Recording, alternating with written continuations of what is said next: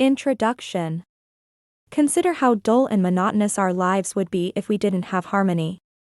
Harmony weaves the differences between partners into a satisfying and close relationship by blending colors into the rainbow, making the visual warmth of a quilt, combining the tones of the scale, and weaving the differences which results in a beautiful relationship. If you have money problems in your marriage, big issues, small problems, or something in between, this book can help you bring harmony to your marriage's most challenging aspect.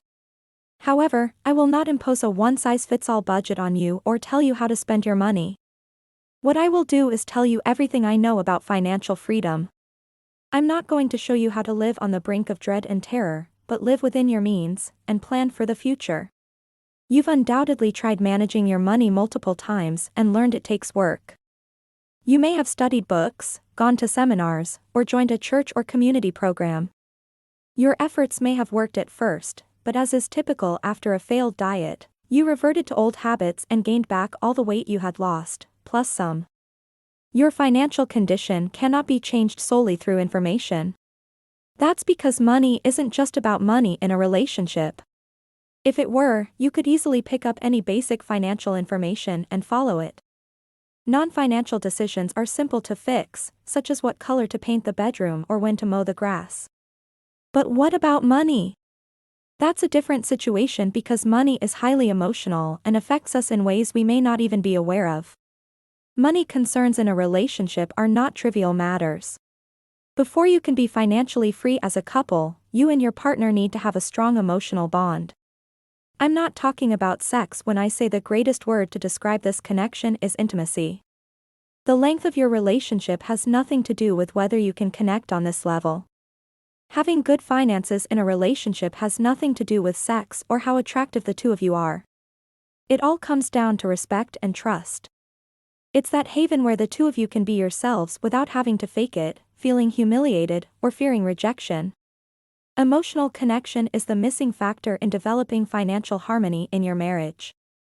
Have you ever wondered why, when two couples face the same difficult situation in life, like unemployment, health problems, bankruptcy, or even the death of a child, one couple comes out of it stronger and more committed than ever, while the other relationship falls apart? It's probably related to the intimacy previously mentioned.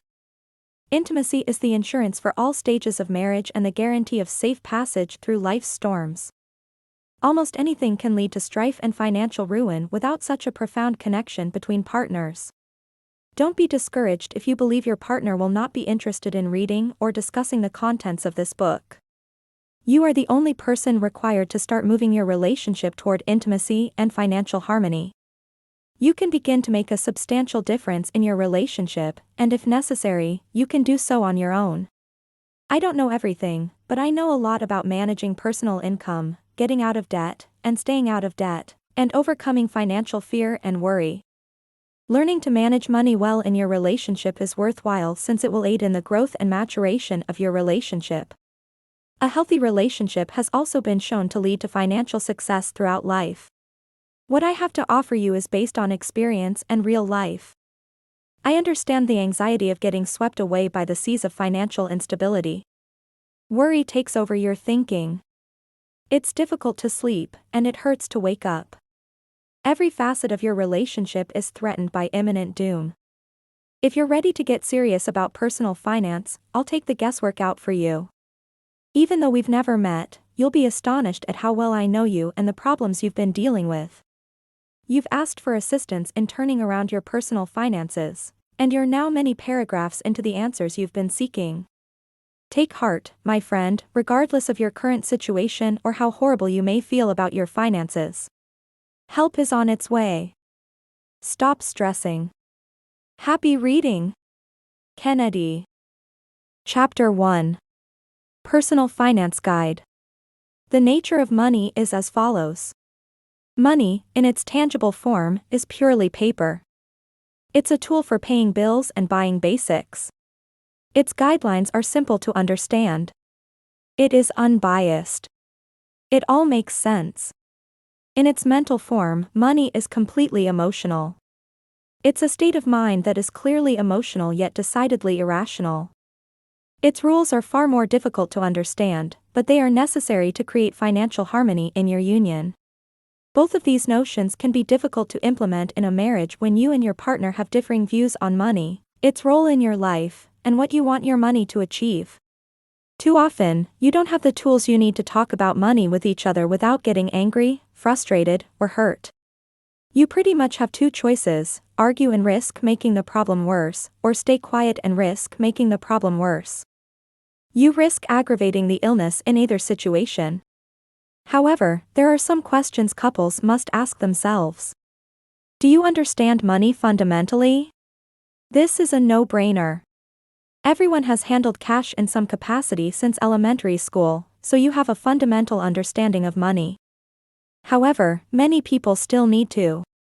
Most bankruptcies are caused by rising credit card debt and the fact that too many homeowners choose magical mortgages that let them buy homes that are much more expensive than they can afford. This resulted in a surge in foreclosures, forcing people out of their homes and often stripping them of any equity they had in their homes. None of this suggests a fundamental knowledge of money. However, it reflects a fundamental grasp of spending, which is the issue. The truth is that most Americans, not just Gen Xers, are financially ignorant. Studies of people of all ages, from high school seniors to older people, back this up. We spend more than we save as a society, and our savings rates are among the lowest in the world. You can see why it is critical for spouses to know if their partners have a basic financial understanding. The more financially savvy you both are, the wiser the decisions you'll make together, ultimately leading to a more meaningful relationship because you'll both feel more comfortable financially, and be more likely to achieve whatever it is you want your money to achieve. The problem is that not everyone is good with money and is interested in it. Many people aren't naturally inclined to be concerned with the details of money, such as managing investments, comparing insurance plans, or looking for the greatest interest rates on savings accounts and mortgages. That alone is enough to spark a fight. The one who cares will eventually be disappointed that their partner could care less, and the person who could care less will eventually be frustrated by the seemingly constant focus on money. It might be a never-ending spiral that becomes more intense as you go further into the vortex. The money-conscious partner attempts harder to implant financial principles in a spouse, and the partner tries harder to resist those efforts, leading to an even harder push on both sides. At some time, your conflict explodes into discontent that spreads to other sections of the relationship, including the bedroom. In order to succeed in marriage, you must totally know the complexities of personal finance and be able to wax philosophically on the virtues of growth versus value stocks or fixed rate versus adjustable rate mortgages. That's fantastic if you know all of that. If you want to know all of that and don't, I take a deeper dive in my personal finance guidebook. The fundamental issue you must address, the one raised by question 1, is what to do when neither of you or only one of you understands money. That needs to be dealt with, or the rest of your relationship will be filled with financial worries, frustration with each other, and maybe even regular fights. If you have a decent understanding of money, you presumably already know. If you regularly balance your checkbook when the statement arrives, if you live below your means so that you can contribute to your 401k plan or an IRA every paycheck or year, if you refuse to carry a credit card balance, and if you're wary of, rather than excited about, an interest-only mortgage that allows you to buy the $300,000 house you couldn't otherwise afford with a traditional mortgage, you probably have as solid a financial foundation as you need. If none of this applies to you, or if you suspect that none of this applies to your partner, you have a financial knowledge gap to fill. You don't have to inquire if your partner understands money, your partner might not even know how to respond to that question. But you'll hear the answer in remarks about credit card late penalties, complaints about never having enough money to pay the auto insurance premium when it comes due, and complaints about being unable to make ends meet. Simply ask, do you have money saved in your 401k plan? And pay attention to the why behind the yes or no answer. Inquire whether your companion has a budget, and if so, why. What kind of car does your partner drive? What about the house, the furnishings, and the clothing in the closet? Does the property or the area where it's located match your general idea of how much this person makes? Do the furniture and clothes line up as well? All of them provide snippets of information that can answer the question in this section. Recognize, though, that some of the financial disparities you observe may have emotional underpinnings. As a personal finance writer and columnist, I talk to a lot of couples, and even after all these years, I'm continually amazed at how much people would open up to me, a stranger they've never met, about their financial situations. Though the details vary, many of the stories are similar: my husband/wife/partner, etc. And I have very different personalities, and we quarrel about money because he or she doesn't understand me. You're unlikely to persuade your partner to view things your way. Our parents and our experiences with money when we were young taught us about money. Few adults understand this fact because they believe they can be themselves in a relationship, for better or worse, or that they can adapt their partner to meet their own financial style. For the most part, that's not going to happen. So here's how you handle it: seek assistance. If you have money skills, but your partner doesn't, you're probably certain that if your partner simply paid attention to what you could teach them, they'd learn so much from you, and your combined financial life would be so much more meaningful. But here's what your partner thinks when you bring up the subject of money: "I can't believe we're talking about money again when I have so many other things to worry about. I'm not interested in money, just leave me alone and shut up." And, if you don't care, this is what your partner is thinking: "Why are you so blind to what you're doing? Don't you see that you're screwing us financially because you keep doing the same stupid things financially? I'm busting my butt to help you understand that our life could be so much better and secure financially, but talking to you about this is like talking to a geranium. What's your problem? Money is important to our future together. What you need to break through this communication barrier is a neutral individual, such as a financial planner, preferably a fee-only planner, who will not try to sell you a slew of products and services. You'll only be paying for the planner's time, which is the most cost-effective approach to obtaining financial guidance.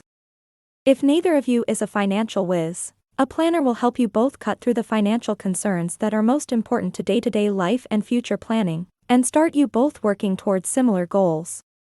This way, you won't go off on the wrong path, yelling at each other about things that aren't necessarily that significant. Planners can assist you in creating a budget that meets all of your financial demands while also allowing you to save for the future. This shortens the learning curve and puts you both on a secure financial footing. Consider giving your partner the gift of a few hours with a fee-only planner if you're financially savvy but your partner isn't. Call the planner ahead of time and tell them about any worries or problems you have with your relationship that you'd like to talk about. In this manner, your partner learns about money in a less stressful situation than if you were playing financial drill sergeant at home.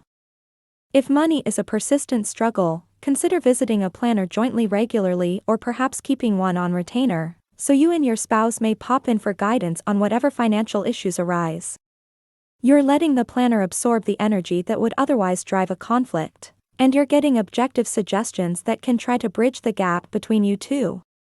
And if you're the financially weak link in the relationship, or if you don't care about money in the first place, investing a few hours in a financial planner will, at the very least, help you understand why your partner is so concerned about saving that $4,000 in an IRA, rather than spending it on vacation to Jamaica you want. That doesn't imply a planner would convince you to abandon your consumption desires in favor of your partner's financial desires. Instead of spouting the passion that your partner doesn't comprehend, the planner can offer you the tools to explain your side of the issue rationally. The planner may show you how to afford both expenses or offer a solution that works for you. The point is that you don't have to be concerned about money. You simply need to care enough about the relationship to want to understand where your partner is coming from so that you can work together to construct a route that fits both sets of requirements. What are your financial goals? Not every money conversation needs to be intense to be effective. This is not one of them. In general, this is an entertaining talk. Simply put, what do you want for yourself and your family? The college you wish your children to attend, or whether you want children at all. The lake mansion you aspire to buy one day. Vacations that you desire to take. You want to restore a classic Corvette. Saving enough for a sailboat in the Caribbean, or a baseboat on a Tennessee lake. Perhaps you imagine yourself leaving the corporate world to open that bakery, restaurant, or winery you've always wanted to own, or volunteering for a humanitarian organization. Now is the time to share whatever desire you have, no matter how large or tiny, no matter how stupid, silly, or unreachable you believe it to be. This is when you start to map out the life path you wish to take and the direction your partner expects you to take. More importantly, you may see where these two routes may differ in significant, relationship-altering ways. Make a game out of it to answer this question. Spend a few minutes, each scribbling down your wishes, dreams, and desires for your own life on paper or even the back of a napkin if you're out at a restaurant. Then, take turns sharing your list of items. Discuss each one, explain its significance to you, and provide the background needed to understand why it made the list. Call this your financial goals bucket list, or anything you want to call it. You may come across some overlapping dreams. That's wonderful since it offers you immediate, shared goals to work toward. Many dreams may seem far apart. But that's fine, for the time being, this is merely a get-to-know-you-better exercise. Enter this debate with the understanding that you may never achieve all of your goals. That's fine, but mostly irrelevant. This isn't a discussion on how you'll get everything you want in life. Its sole purpose is to assist you in articulating your own life and financial priorities, so that you and your partner understand what the other will anticipate from the resources you earn together. By answering this question, you're indicating where common ground exists and where you need to explore opportunities to pull in the same direction. Don't throw away your lists. Keep them safe. They are essentially the roadmap for your relationship that you will follow together, your scorecard. Keep it secure over the years, and return to it on a regular basis to re-examine where you are, what you've accomplished, and which items on the list need to be amended or added because your aspirations have changed. This will allow you to determine whether your actions correspond to your statements. For example, suppose both of you agree that a key family goal is to save enough money to cover your child's entire education costs. In that case, you'll quickly realize that you're not living up to your expectations if you're buying a big house out of your price range, adding a swimming pool with a home equity loan, and leasing a new Porsche instead of buying an affordable Honda. Now, as I previously stated, this is a fun discussion, but this question, what are your financial aspirations, also helps to find the potential roadblocks too, and they lived happily ever after. Each person's financial goals may contain the seeds of discord that you must be aware of. I want to be able to afford my Alma institution for my child, you might hear, or, I want to one day return to my hometown and buy a property near my parents. When such dreams collide, real issues can arise. And here's how it could happen: wanting to pay for college indicates that one of you wants children, but what if the other does not? That's a basic issue at the heart of your relationship's foundation. It's natural to want to return to your birthplace, but what if one of you is pursuing a career that requires you to live as an expat in Europe or Asia? That is yet another basic issue. Such issues put a strain on the relationship, especially if a dream appears unexpectedly. Consider the reaction if you came home and said, "I'm looking for a job in Hong Kong. I've always wanted to work and live in Asia. We're going to have a great time." Don't be surprised if your partner, who has never heard of this goal and may already be establishing a career in the United States, isn't bouncing off the ceiling with you. Such unexpected dreams may not always go as smoothly as you might hope. Use this third question to start a conversation about your own life goals, and see where you might have conflicting wants that could lead to big problems. Identifying those problems early allows you the time you need to craft a solution that keeps you both pleased properly, or it gives you the clarity to conclude that this is not the partnership for you in the long run. What are your financial liabilities and assets? This is a question that no one wants to ask or answer. Money is such a taboo subject early in a relationship that people are hesitant to divulge information about how much they earn, how much they save, and how much debt they've acquired on credit cards, vehicle loans, auto leases, mortgages, and even student loans. The question alone can transmit so many mixed messages. Nonetheless, this is one of the most crucial questions that a couple may ask. After all, how much money you have and owe will shape so much of your life together. Money in the bank implies financial security, a source of income, and a resource that can assist you in purchasing products that will make your life more joyful or comfortable. Meanwhile, debt is frequently a source of anxiety, and it is unavoidably an expense that will sap a portion, possibly a substantial portion, of your family's monthly income. Furthermore, debt can eventually restrict you from pursuing what you desire individually and as a couple, because the money you would otherwise tap for a new house, a car, a TV, a vacation, or whatever is instead earmarked for some creditor. As a result, recognizing what assets and responsibilities each of you will bring to the relationship is critical. It's the foundation for so much of your financial life. And don't assume this information is easily concealed, especially in a marriage. Unless you have an offshore bank account or wads of cash tucked into a hidden safe deposit box that you will continue to hide from your spouse in marriage, which is a bad idea, assets and liabilities will become apparent in some way. Your assets, for example, will create some level of revenue, and the IRS is always interested in learning about some level of income each year. Furthermore, your spouse is bound to receive account statements in the mail or, if you're married, tax returns at some point and wonder what these accounts are and where this non-wage money comes from. You can try to lie about it or make up an excuse, but it will only heighten suspicions, destroy trust, and raise new concerns that you'll have to figure out how to avoid. This is not a good circle to be in.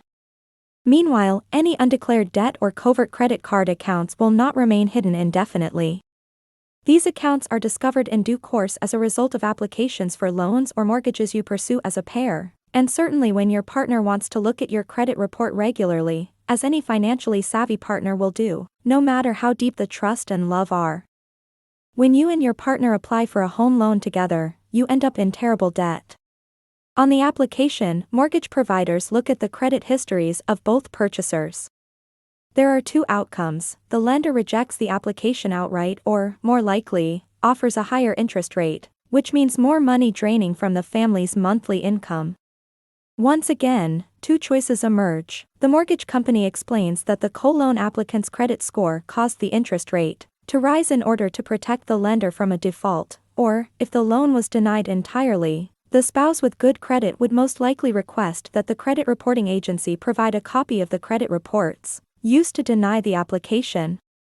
By the way, that is a legal requirement. When you are denied credit, you are entitled to a free copy of your credit report to investigate for inaccuracies that may have decreased your score. In either case, the spouse with excellent credit will be perplexed, since persons with excellent credit generally know they have outstanding credit and should receive a favorable interest rate. In any case, negative credit has emerged. This may surprise a partner, which can lead to more fights and problems with trust and honesty that can last for years. Such surprises are seldom appreciated. It's better to eliminate that possibility before the wedding vows are exchanged. Consider this, as painful as it may sound, if you are honest about your financial problems, you are much more likely to get sympathy and a partner willing to help you fix your bad credit. Hide the problem, and the instant it explodes into the relationship, trust is lost. Don't overreact if you find out about a partner's poor credit history. It is the product of the previous spending and repaying habits that predate you.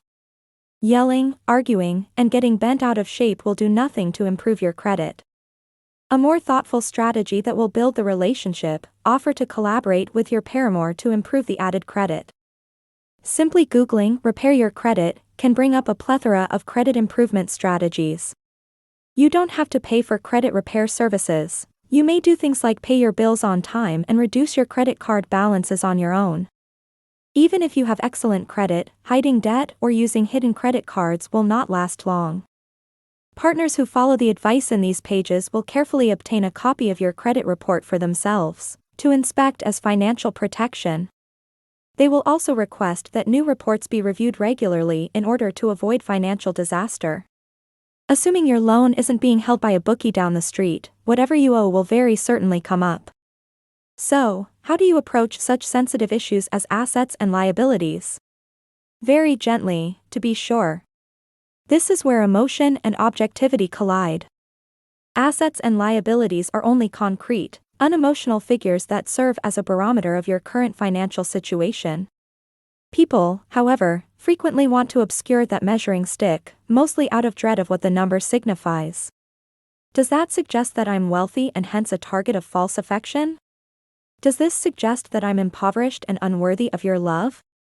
Does that imply that I'm a Scrooge or a spendthrift? With so much emotional baggage attached to the answer, inquiries such as, "So, how much do you have?" and "How much do you owe?" can be treacherous. One of the better ways to ease into what might be a tense conversation is to share insights about yourself with your spouse first, a method that reduces anxiety because, simply put, you're going first. It's the "I'll show you mine if you show me yours" approach to adult economics from elementary school.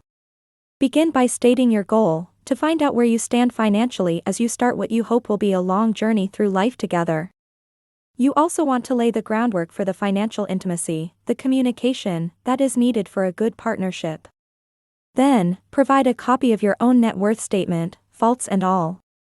This is a simple document to create. Simply put all your assets and their current values are on the left side, followed by all your debts and commitments on the right. Subtract all of your debts from your assets to determine your net worth.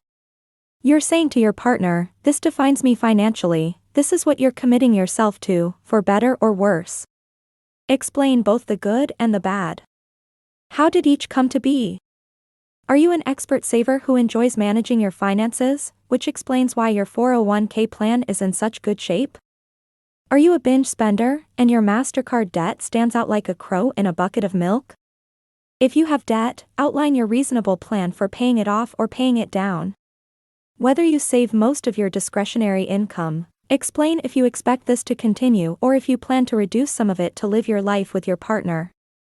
After you've presented your financial situation, invite your partner to do the same, though don't expect the figures to pour out immediately. Most people do not keep track of their entire financial lives in their heads. Similarly, don't be surprised if your request is initially rejected. Some people will still be hesitant to open out so freely for fear of being judged. Offer guarantees that you will not, and then keep your word, even if you're initially shocked that your beau is leasing a $120,000 Porsche 911 Turbo, while having less than $1,000 in a retirement account. Don't put pressure on your partner to act right away. It could take a few days or several weeks to acquire the data or muster the guts to feel financially comfortable being so intimate. But insist on knowing these things about each other if you plan to be together for a long time, like getting married. Remind your partner that by integrating your lives, you will be impacted by the assets and liabilities you each bring to the table. As a result, you must be aware of what you are getting into. Is a prenuptial agreement required? There may be no two syllables more explosive to a relationship than pre and nup. They immediately infuse venom and rage into a discussion. They constitute one of the most despised legal documents in America, seen, rightly or wrongly, as a marked lack of confidence in a relationship or a harsh intimation that a spouse-to-be may simply be a money swindler to fight against. It doesn't have to be so horrible, of course. The truth is that prenups aren't always a bad deal for either partner. Prenuptial agreements, at their finest, can benefit not just the person requesting the agreement but also the person being asked to sign one, as long as you reply that your own prenuptial requests must be included in the contract. Recognize that every scenario is unique and that various rules apply in different jurisdictions. This isn't a legal primer on structuring a prenuptial agreement or even an outline of who needs one. Such inquiries are best served by speaking with a trusted advisor or lawyer. Instead, this is only to illustrate why a prenuptial agreement might be a valuable marriage preparation document and how to bring it up, without igniting fury from your beloved. Consider the following simple examples. Your future husband has a child from a previous relationship. Before your arrival, he established an investing account in his name, specifically for his child's future university education. Perhaps your soon-to-be wife has a disabled brother who is unable to work or live independently. Her parents left her a $100,000 CD, which, while in her name, is actually money for her crippled sibling in the event that your prospective wife dies. Both parties have compelling reasons for obtaining a prenuptial agreement in both circumstances. Each must safeguard against the loss of specific assets in the event of a divorce. Failure to do so would be financially risky for those under their supervision. But here's the thing, if your future husband approaches you over dinner and says, "We need to think about a prenup," you're immediately on edge because you don't know why. Part of the problem is that your potential husband chose the improper manner to bring up the subject. A better strategy would have been to say something like, "You know my crippled sister? So, my parents left me $100,000 to manage for her so that she can offer care if something happened to me one day. It's not a big deal, and it has nothing to do with your or my feelings for you, but I need to preserve that money for her. So can we talk about a prenup that exists just to cover that money?" However, not everyone selects the appropriate words at the right time to express their requirements, so talk about a prenup first before becoming enraged about the request. How do you discuss a prenup without inciting an argument? If you're the one looking for a prenup, the best way is to be open and honest about what you're attempting to safeguard and why. Make it clear right away that the request does not represent your feelings about your partner's motivations, nor does it indicate a lack of trust in the relationship. When faced with a true need to protect assets designated for children or siblings or to safeguard a family company or artifact that parents or grandparents want to be passed down to the next generation, your spouse will find it difficult to resist the request. If the person you've selected to marry objects to your request or makes it into a referendum on the relationship, take a step back and reconsider your desire for marriage. You might have picked the wrong companion. Remember, who you marry is important. If you simply cannot bring yourself to ask this question, here's a workaround. Hire a financial advisor on whom you and your spouse will rely for future planning advice. Call beforehand and discuss your prenup worries with the planner, ask the advisor to raise the question for you, and it will be done.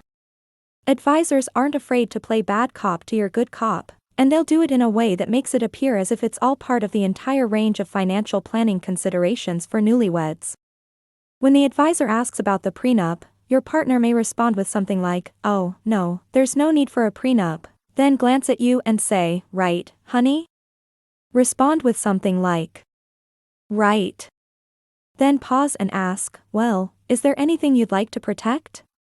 Come to think of it, I have a $50,000 certificate of deposit that must be transferred to my sister if something happens to us.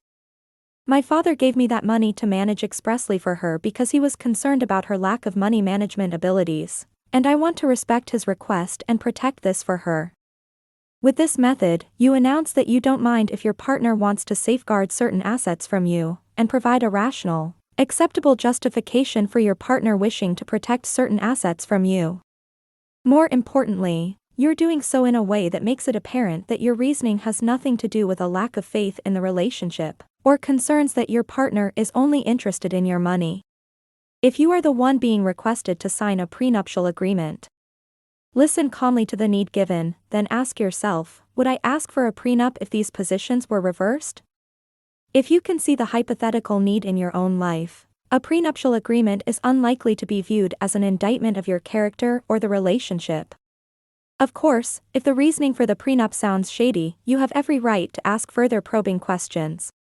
In a divorce, you do not want to sign away your right to make a claim on some asset. Perhaps you've never heard of these alleged children from a prior marriage and are eager to learn more. Who wouldn't be? You have to worry if further bones will fall out of that closet and affect your life in the future, if you're only discovering such crucial information this deep into a relationship. Who you marry matters applies here as well.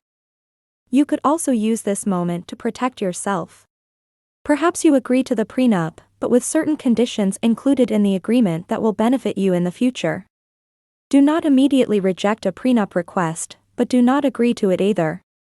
Express your comprehension of the necessity and let your spouse know you'd prefer some time to think about it.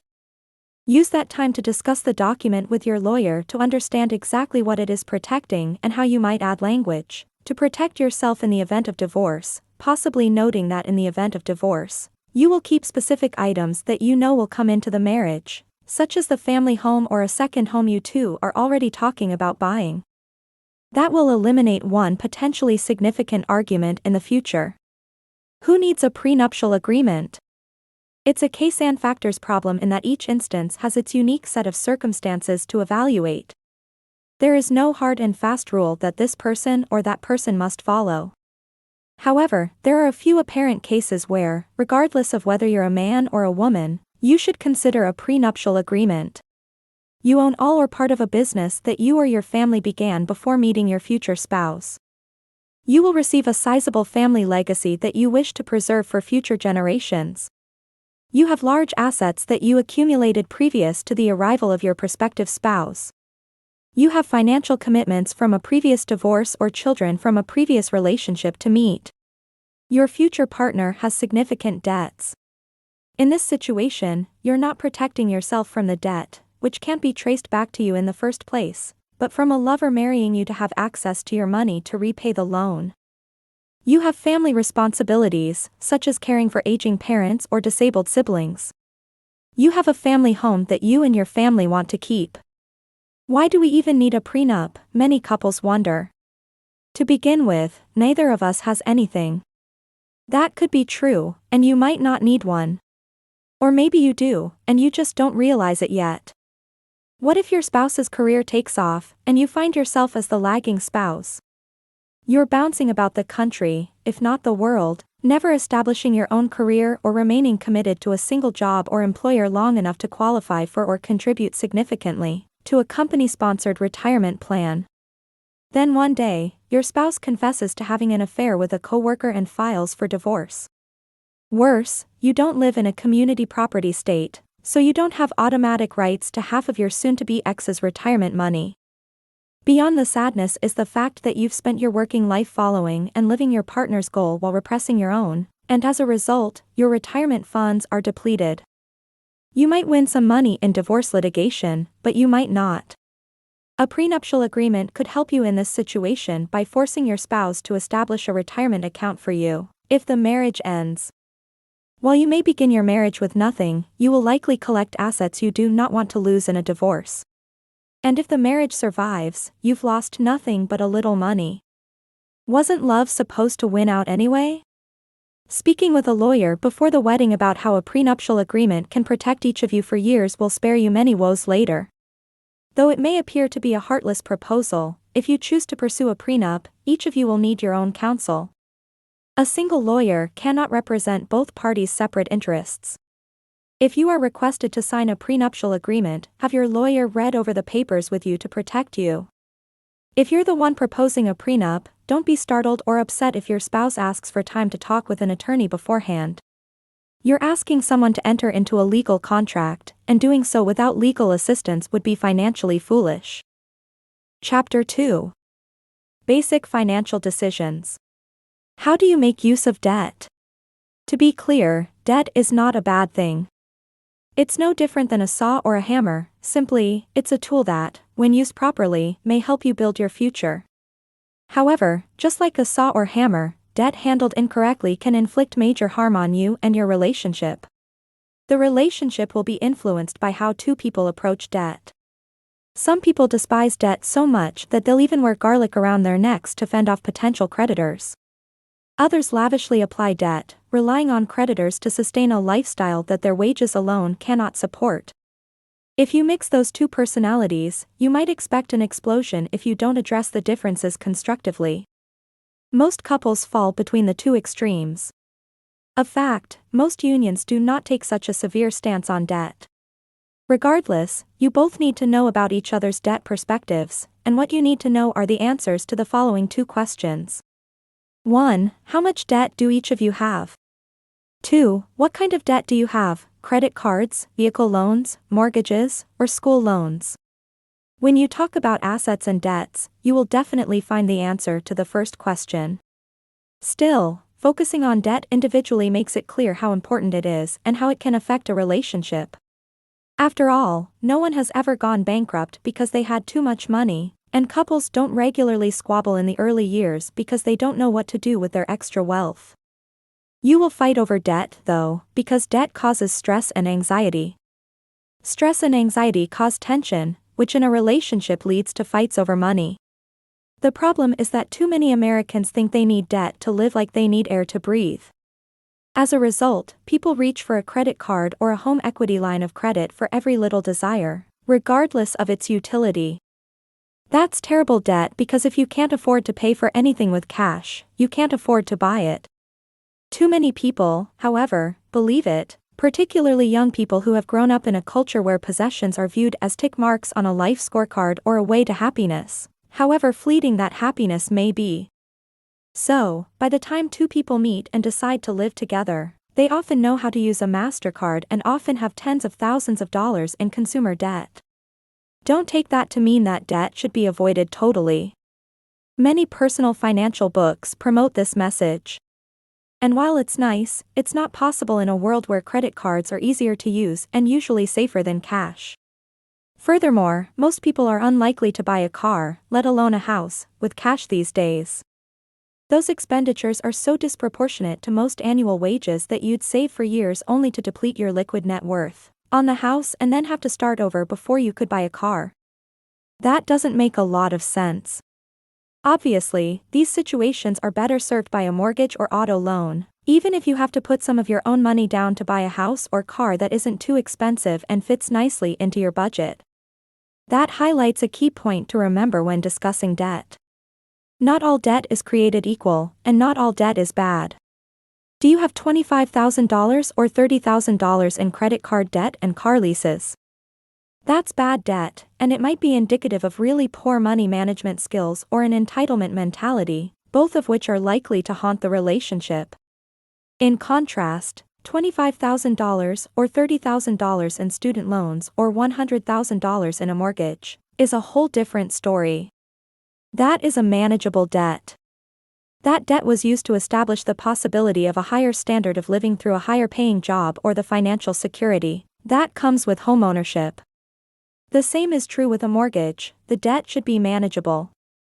When the family's total income is $100,000, a mortgage on a $500,000 house is a bad debt since the monthly payment will devour an unhealthily large portion of your after-tax income. If you pay attention, some of the facts you need to know about each other's personalities will emerge while you are dating. Small signs show up in everyday life, like always stopping at the mini-mart on the way home to buy a $1 drink with a credit card, even though there are drinks in the fridge at home, always eating out and paying with a credit card, leasing or purchasing cars that are well above your budget, complaining about not being able to pay your bills, or carrying a wallet with an abnormally large quantity of credit cards. None of these are absolute markers of a person's debt management skills. Everyone does some of this stuff now and then, and many do several of these things regularly, and none of it should cause anxiety. Still, there could be signs of problems with debt that keep coming up, which you will find out in time. Use these observations as a starting point for conversation. Inquire about things like: do you usually carry a balance on your credit card? A balance in and of itself is not necessarily negative news. Many people have small budgets that they can manage comfortably. They use debt to purchase stuff, but they do it sparingly, never accruing more than they can repay fairly quickly, such as in 2 or 3 months. Credit card companies love to charge you interest every month that you have a balance. This is the cost of carrying a balance. So you keep paying extra money monthly to pay for things like a fast food dinner you don't plan for and quickly forget about. Did you really need to borrow money to buy a burger and fries? Naturally, the higher the balance, the higher the interest payment. Worse, many credit cards offer what appear to be generally reasonable interest rates at first glance.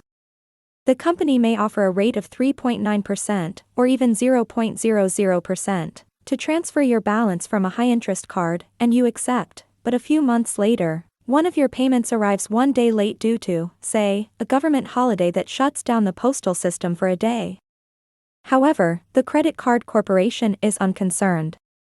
Your payment was legally late, and under the wording of the law, spelled out in legalistic gibberish in the contract agreement you very certainly did not read when you signed the application, the card company has the right to raise your interest rate to 29.9%, which it swiftly does.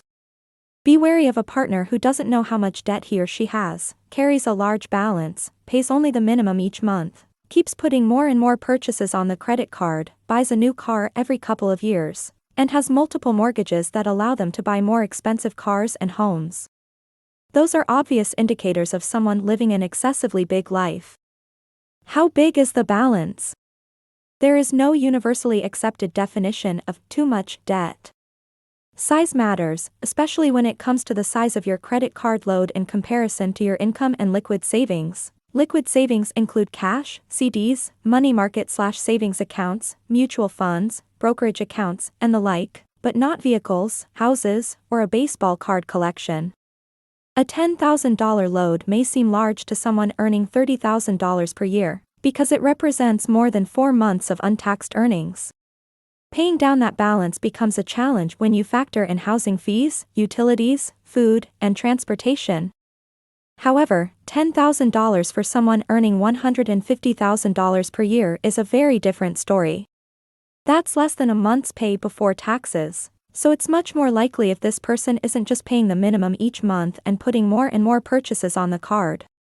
Someone who complains about their payments frequently receives several monthly statements from creditors or has to split a transaction across 2 or more credit cards because the credit available on one card is insufficient is a red flag. Remember that when you bring a spouse into your life, you also bring your partner's debt. Even though you don't have to pay it, it could affect your relationship, whether it's because your partner can't pay for everything or because they're worried and upset about always being in debt. What is your strategy for debt management/repayment? You want to know that the individual you're committing yourself to has a strategy to pay off the debt. I'm not sure. I hadn't considered it. I'm going to hit the jackpot. I'll just withdraw some money from my retirement account. I'll approach my parents for the funds. None of those answers are appropriate, and you should spend time figuring out where they come from. Work with your spouse to create a repayment plan if necessary. Some engaged couples who plan to marry make debt reduction or elimination a condition of the engagement. Before you're willing to go to the "I do" part of this relationship, the debt must be paid off or decreased by a predetermined amount, say, 75%. If you go this route, consider the following: I don't want to start our marriage with debt. When your partner challenges that, be compassionate, but support your stance by pointing out that, statistically, debt is one of the major causes of arguments and conflict during the first 5 years of marriage. Get rid of the debt, and we get rid of a major source of marital conflict, you can remark. Plus, it means we have more of our monthly salary to save for our new house, new furnishings, children, or anything we choose to do with it. Did you pay cash for your car or get a loan or lease? Using cash to pay, that's a good sign. It usually means you're working with someone who knows how to save for a significant purchase. Who isn't careless with debt? Who is most likely living within their means? Someone who is content with deferred gratification. A car loan isn't all that horrible either, as long as it's for a reasonable car, and affordable is obviously a relative phrase here, depending on a person's earnings, financial resources, and other debt. When you hear, it's a lease, you may be concerned. A lease allows drivers to drive a significantly more opulent automobile than they could otherwise afford. Leases are popular because they make high-end vehicles affordable to the common man. You don't buy a car with a lease, instead, you pay rent on just the portion of the car you'll use, say, 3 years' worth. During that time, the car's worth will fall from $45,000 to $30,000. You must pay the $15,000 difference plus interest. In a nutshell, that is a lease. A framework like this allows people to drive about in a fast BMW for just $459 per month, for 3 years, based on a real example from 2022, but someone forced to rely on traditional financing would have to pay $670 per month for the same ride, for the same amount of time. If you can't pay $670 per month for the automobile, you shouldn't be driving it, no matter how appealing the lease terms are. Whether you like it or not, the reality is that you're shopping over your means and will never better your financial situation. The point is that leases may be a sign of a financially indulgent mindset, someone who seeks wants now because that is when the desire strikes, regardless of the financial consequences. This isn't a good way to make money or feel financially secure, and it will almost certainly cause trouble. When you acquired your house, what kind of mortgage did you get? This inquiry, of course, presupposes your partner owns a home. Knowing how that residence was paid for is critical to your financial well-being if this is the case. You don't want to move into your partner's home after agreeing to live together or after your wedding, only to discover a few months or years later that a monthly mortgage payment that appeared affordable at $1,300 could soon rise to more than $2,000, and possibly more than $4,000 a month. That could be enough financial strain to put the relationship into a tailspin. Know that, similar to car leases, certain mortgages, particularly interest-only mortgages and some very aggressive adjustable-rate mortgages, a so-called ARM, can be red flags that a homebuyer could not afford the house with a conventional mortgage and had to rely on a magical mortgage. Fair enough, these mortgages can also show that someone is financially savvy, if a little bit of a gambler, because they come with different risks. That's a less common way to read it, and you'll know right away if your friend has a lot of experience with money. Most consumers are not playing the mortgage market to speculate on the direction of interest rate movements, as professionals who use these mortgages do. Most homeowners are simply seeking the cheapest, simplest method to get into their dream home, and relying on magical mortgages is, for the most part, just another example of financial extravagance and spending beyond your means. So, tell me about your debt is not likely to bring out much warmth or honesty, for example. On the other hand, the candid approach is more likely to build a defensive wall as your friend braces himself for an onslaught of highly personal questions and unexpected financial probing. A better way is to, once again, open your kimono first. Provide a copy of your credit report. I know, truly, very not cute. But money isn't always appealing. Most of the time, it's mundane and practical. You can spice it up a little by inviting your partner on a date to a nice restaurant or even a weekend away, but make your final aim clear: I'd want to spend a little time filling you in on my finances. When the time comes to start talking about money, start with something that speaks of togetherness, such as, honey, I'm really looking forward to us building a future together, and I want to show you my credit report and tell you a bit about how I manage my money, so you know a little more about me financially, and you know what you're getting involved with. Be truthful. Draw attention to your own flaws. Making yourself vulnerable, initiating the talk with bright expectations about your future as a couple, and acknowledging your financial foibles disarms a potentially unpleasant situation. During this chat, ask a question like, have you ever looked at your credit report? You hope that a partner will feel comfortable enough to reveal what they know about their credit report, or perhaps a copy of the report itself, but this is not assured. Don't debate the point, don't fight over it, and don't go on and on about it. However, I showed you mine. Be prepared, though, for the chance of hearing no. Say something to the effect of, okay, I understand. This information is somewhat secret. However, if we are going to live together or marry, we need to talk about it quickly so that we can sit down and plan our financial future together. Please let me know when you're ready to share it with me. And if you're hesitant to disclose, consider this: if you're sharing physical fluids, with all the hazards it entails, shouldn't you at the very least discuss your financial history so that neither of you gets burned later by something you never expected? So, you're probably wondering, where exactly do I get my credit report? You may get them for free once a year from each of the 3 major credit reporting agencies, TransUnion, Equifax, and Experian, at www.annualcreditreport.com. Running on 1 checkbook, or 3? This question really only applies if you're getting married, because if you're living together outside of the legal obligations of marriage, you shouldn't be commingling your assets or money to any significant degree, except perhaps in a joint checking account to be used for shared household expenses. When it comes to money, couples who integrate their lives often fall into one of 2 camps. They either believe they must immediately join forces financially to prove they're unified, or they believe the only way to be connected is to keep their money separate. Neither assumption is strictly incorrect, but neither is particularly correct. For example, starting a relationship, especially a marriage, on a joint bank account solely to show unity isn't always the best way to go, especially if neither of you has considered the shock of having equal power over shared finances. On the other hand, keeping your funds apart isn't always the ideal approach to creating intimacy and trust, nor is it a great way to plan your financial future together. Your finances are so far apart that you often don't know how strong you are as a couple. The idea of having more than one account is fairly new. This is partly because Americans are getting married later in life, after they have established careers and financial habits. They have trouble when they have to handle money as a family because they all have their own ways of using a checkbook, credit cards, and ATMs, which often don't work well together. Depending on your circumstances, either strategy can be effective. Before I go into depth about the numerous choices, let me state that there is no such thing as a perfect answer. Each has its own set of advantages and disadvantages. Furthermore, the decision you make now may not be the decision that works for you afterwards. My spouse and I have tried almost every possible method, from having joint accounts to having separate accounts to having both kinds of accounts at the same time.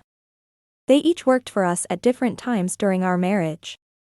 We eventually settled on a single joint account about a decade into the relationship because we realized that shared finances forced us to talk about our money and consider what individual desires would mean for our family's overall situation. Both of those have ultimately made us better stewards of the money that comes into our lives. Finally, I'm arguing that as you progress in your relationship, you'll realize that handling money together is a maturing process. Money is a moving target. Marriage is the same way. As your experiences together evolve, you must endeavor to find a rhythm that works for you. So let's look at the main ways that couples handle their family finances. Individuals' accounts. This is frequently the technique of choice among new partners in modern marriages. People who decide to get married have often been alone for so long that they've become accustomed to handling their wages, 401k plans, and credit cards on their own. And, while you may absolutely learn to rethink your approach to money, many people either refuse to or have discovered that their financial personality clashes with that of their partner. Individual accounts, as such, can be a good strategy if handled appropriately. They can, at the very least, lessen the chances of family feuds over money. After all, if you're each spending and saving your own money as you see fit, and you've decided not to question each other's financial decisions, no one has a reason to complain about where the money is going. Peace has been restored. Individual accounts are typically structured as a yours, mine, and ours method that enables uniform expenses like utilities and rent to be deducted from a combined account, the ours account. Some couples keep all their money separate accounts, with each partner paying a percentage of the joint costs. In any case, the difficulty is how to account equitably for the combined expenses. There are two fundamental approaches. Equal split. This works best when incomes are almost comparable. Partners simply allocate themselves specific bills to pay during the month and then balance out who owes how much money to the other person at the end of each month. In a simplified example, suppose a husband agrees to pay the mortgage, electricity, and insurance for a total of $2,500 per month, while the wife agrees to pay the credit card bills for gas, food, clothing, entertainment, and so on. If the credit card fees are around $2,500, the pair is in balance, and neither partner owes money to the other. If the wife's credit card payments are lower, she owes her husband half the difference. If the amount is greater, the husband owes his wife half the difference. On paper, it looks like this. His expenses, $2,500. Her expenses, $2,000. Total expenses, $4,500. Total expenses, $2,250, based on an equal division of the family's total costs, what each individual should have paid for the month. He spent $500 more than she did in this situation. To even things out, she owes him $250, or half the difference. This method does not function effectively when the couple's salaries are significantly varied.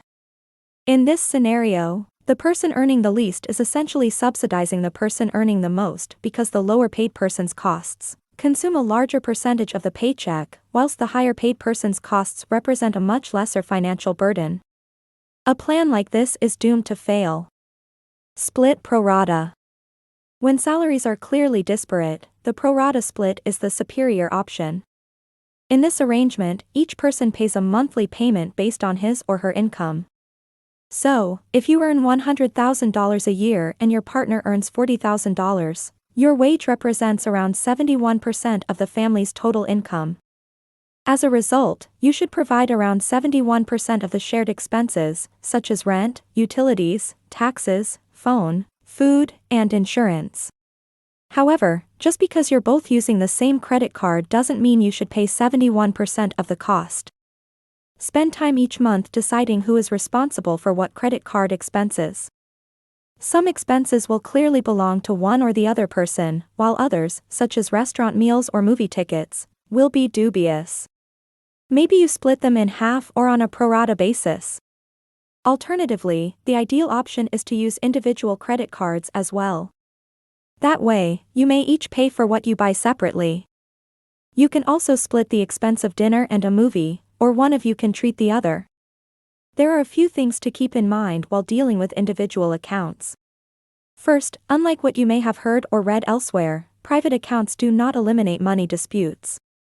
They can, in fact, cause unpleasant small money jealousies. For example, if your account is larger than your partner's and you can afford to buy those big-ticket products, your partner may complain about not being able to do so and suddenly demand the joint account to help cover his or her bills. You're upset because your partner wants to steal joint funds, your partner is upset because you seem so obstinate. That is not a hypothetical case, it occurs all too regularly. Second, individual accounts have a tendency to build a financial barrier in a relationship. And while you're probably thinking, yeah. That's the point. The truth is that these veils are ultimately terrible news because you both end up operating in a dark world, where neither of you has enough information to make informed financial decisions that affect the entire family. You don't have a complete picture of your family's financial situation. For years, you've both desired a new flat-screen TV, one of those really enormous, wall-sized, high-definition models. The problem is that the ours account, from which all shared expenses come, is never large enough to support such a large purchase. So you make do with a TV you don't want while fantasizing about a TV you don't think you can afford. The truth is that you have enough money in each of your accounts to buy the TV comfortably. You just don't realize it since neither of you knows how much money is hidden in the other's account.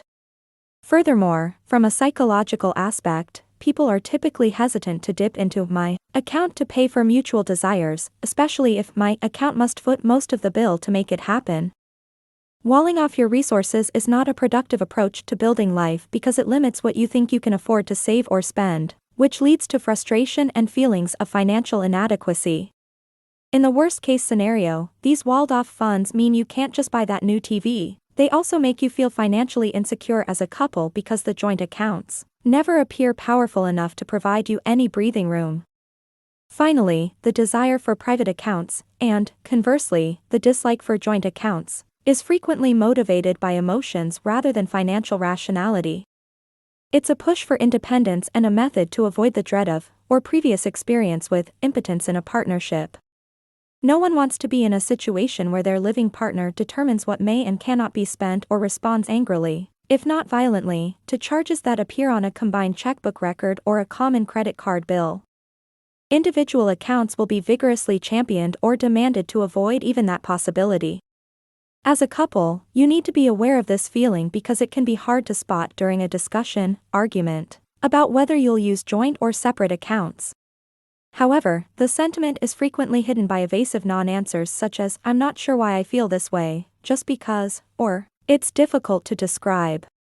If those justifications emerge, redirect the discussion to what concerns are coming up around a loss of autonomy or a perceived loss of independence and what events fertilized those feelings. In this manner, you can start looking for methods to collaborate to alleviate existing difficulties and build healthier family finances.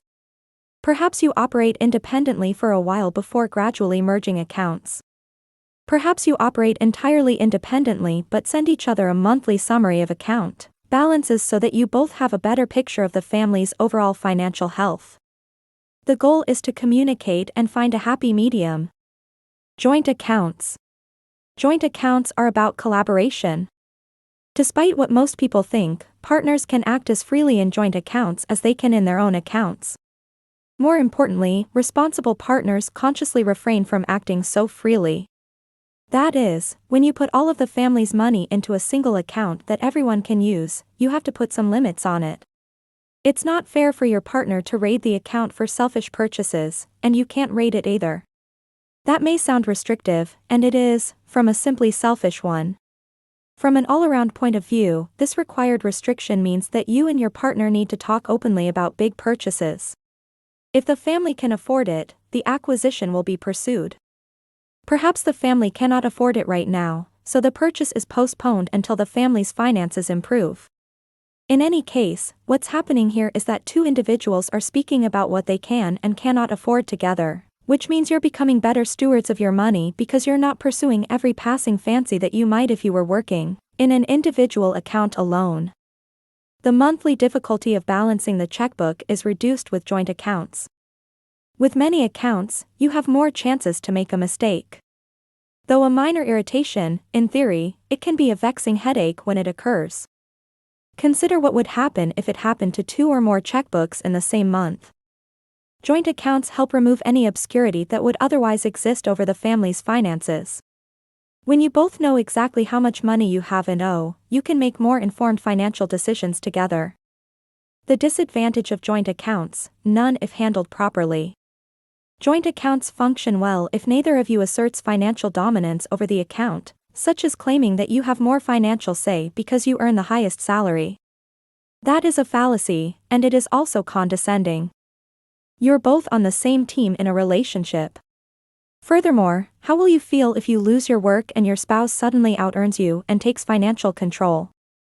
And if you want some independence in a joint arrangement, set aside a particular amount of money for each other to spend without inquiry each month, and then don't question it. Personally, in my own marriage, I've worked with both joint and individual accounts, and my wife and I both agree that the joint account provides the most benefits for a family for one very important reason: jointly managing the checkbook breeds financial honesty because no one can easily hide anything from the other. As a result, we've increased our money and collaborated to reach our goals sooner than we could have expected. To be clear, it took us a decade to get there, so don't jump into a joint account if you're not yet comfortable with the idea. Wade in with a yours mine ours account that transforms into a single us account over time. But, whether you work together or alone, there are 3 rules I've discovered along the way that can help you succeed. The law of autonomy: this law states that in a joint account, each couple is free to spend a set amount of money each month as they see fit. That means you can spend it, keep it, donate it to charity, or bury it in a tin can in the garden without your partner saying anything. This gives each partner a sense of freedom within the limits of the joint account, so they don't have to worry about getting in trouble for their money choices. The Sunshine Law: this law says that each spouse must make their checkbook and other accounts easy for the other spouse to access. This way, both spouses can see the true financial picture of the family. Furthermore, this rule requires couples to agree to pool their individual resources when doing so benefits the family's economy or lifestyle. If you and your partner decide to buy a new TV, go on a trip, or invest in something that your joint account can't cover, you each put money from your own account toward the purchase. The statute's title is based on a remark by former United States Supreme Court Justice Louis Brandeis that, "Sunlight is the best disinfectant." By opening individual accounts for your partner, you are effectively shining a light on your personal finances, thereby helping instill a greater sense of financial security in the relationship, a critical component in reducing the financial tension, stresses, and discontent that can lead to money fights. The law of equal say: according to this law, regardless of the sort of account you choose, spouses each have an equitable interest in every dollar earned. As a result, partners have an equal stake in how the funds are spent. The last statement does not specify how every dollar is spent. That sounds like a level of micromanagement that would ruin any family's financial plan or, at the very least, make the person feel like they are being controlled too much. Instead, form an agreement to discuss large purchases before they are made. What constitutes large is up to you and your spouse and your financial condition. Whatever the number, this regulation applies to all family accounts, including individual accounts. Assume you've wanted a yacht or a car for years and decide to pay for it out of your personal account. Satisfying such an urge can have a negative impact on the family's finances. Even if you use the money you saved or inherited, you must stop and consider whether the dollars would better serve the family by paying off debt, expanding the house to accommodate a growing brood, funding a child's college account, or investing in a retirement plan so that you too can live a more comfortable life later. Finally, you may decide to spend your money on whatever you like. But only after you've both agreed on the buying price. Chapter 3. Budgeting Basics. Everyone knows how much money they receive each month. After all, you see your paycheck when it arrives. However, not everyone is aware of how much money is being transferred. The main issue with budgeting is managing the expenditure portion of life. You may recall spending $1,200 on a new mattress or plane tickets to the Caribbean last month, but few people pay close attention to the small expenses, such as the soft drinks you buy every day or the cheap lunch from the hole-in-the-wall down the street. However, great budgets are formed in the smallest of elements. Knowing where you spend your money is the best personal finance tool you can use. It gives you the knowledge you need to stop spending money on things that don't make you happy and gives you the freedom to spend on what's most important. It's especially important in a relationship where two people, even if they generally agree on significant expenses, sometimes have two sets of spending priorities that must be fulfilled if both people are to be financially comfortable. As a result, a fundamental guideline concerning budgeting and marriage is that both parties must work together to create the budget. Here's why: you must both advocate for your own financial needs. We all have certain expenses that we want our family income to pay, whether it's a larger savings account, more money invested, a new designer bag, a new outfit, a country club membership, or whatever. We want to believe that our money is providing us with whatever makes us happy or secure. In essence, we all want to be treated properly in terms of our family's wealth. That is one of the most effective strategies to avoid money fights, because when your financial demands are covered, there isn't much incentive to quarrel. Do not take this rule to mean that you have to bargain over money every month, like carpet sellers in a Turkish market who are trying to get customers. The process shouldn't be a fight. If it is, there are likely deeper problems at play. Often, this is because one partner is trying to gain financial control over the relationship. This guideline simply states that you and your spouse must participate in the process as equals so that you both understand where the money is coming from, where it is going, and how it addresses your needs as a family and as individuals. If you loathe this level of financial minutiae, that's great, but you must still participate to some extent, if only to keep track of the flow of money through your life and to occasionally voice any financial wishes and needs you may have. And, to begin with, budgeting isn't all that difficult. It all comes down to X, Y, and Z. Your combined family income is X dollars per month. Each month, you spend Y dollars on fixed costs such as your mortgage/rent, utilities, insurance, and taxes. You have Z bucks left. Budgeting is all about those Z bucks. They are your discretionary income, the money that is not already set aside for your life's mandatory expenses. Control your money by effectively managing those Z dollars or discretionary funds. Choosing how to spend your money. On a macro level, your potential to accumulate wealth is influenced by how and where you spend your discretionary resources. On a smaller scale, your daily feelings of financial happiness are affected by how and where you spend your extra money.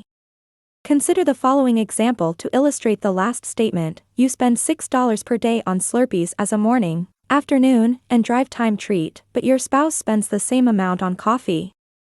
You probably never consider the expense because, in the great scheme of your income, these are inexpensive luxuries with little impact on your bottom line. At the same time, you both agree that setting up emergency savings account with enough money to cover fixed costs for 6 months is a good idea, but you both feel bad that you can't find the money to fund the account enough.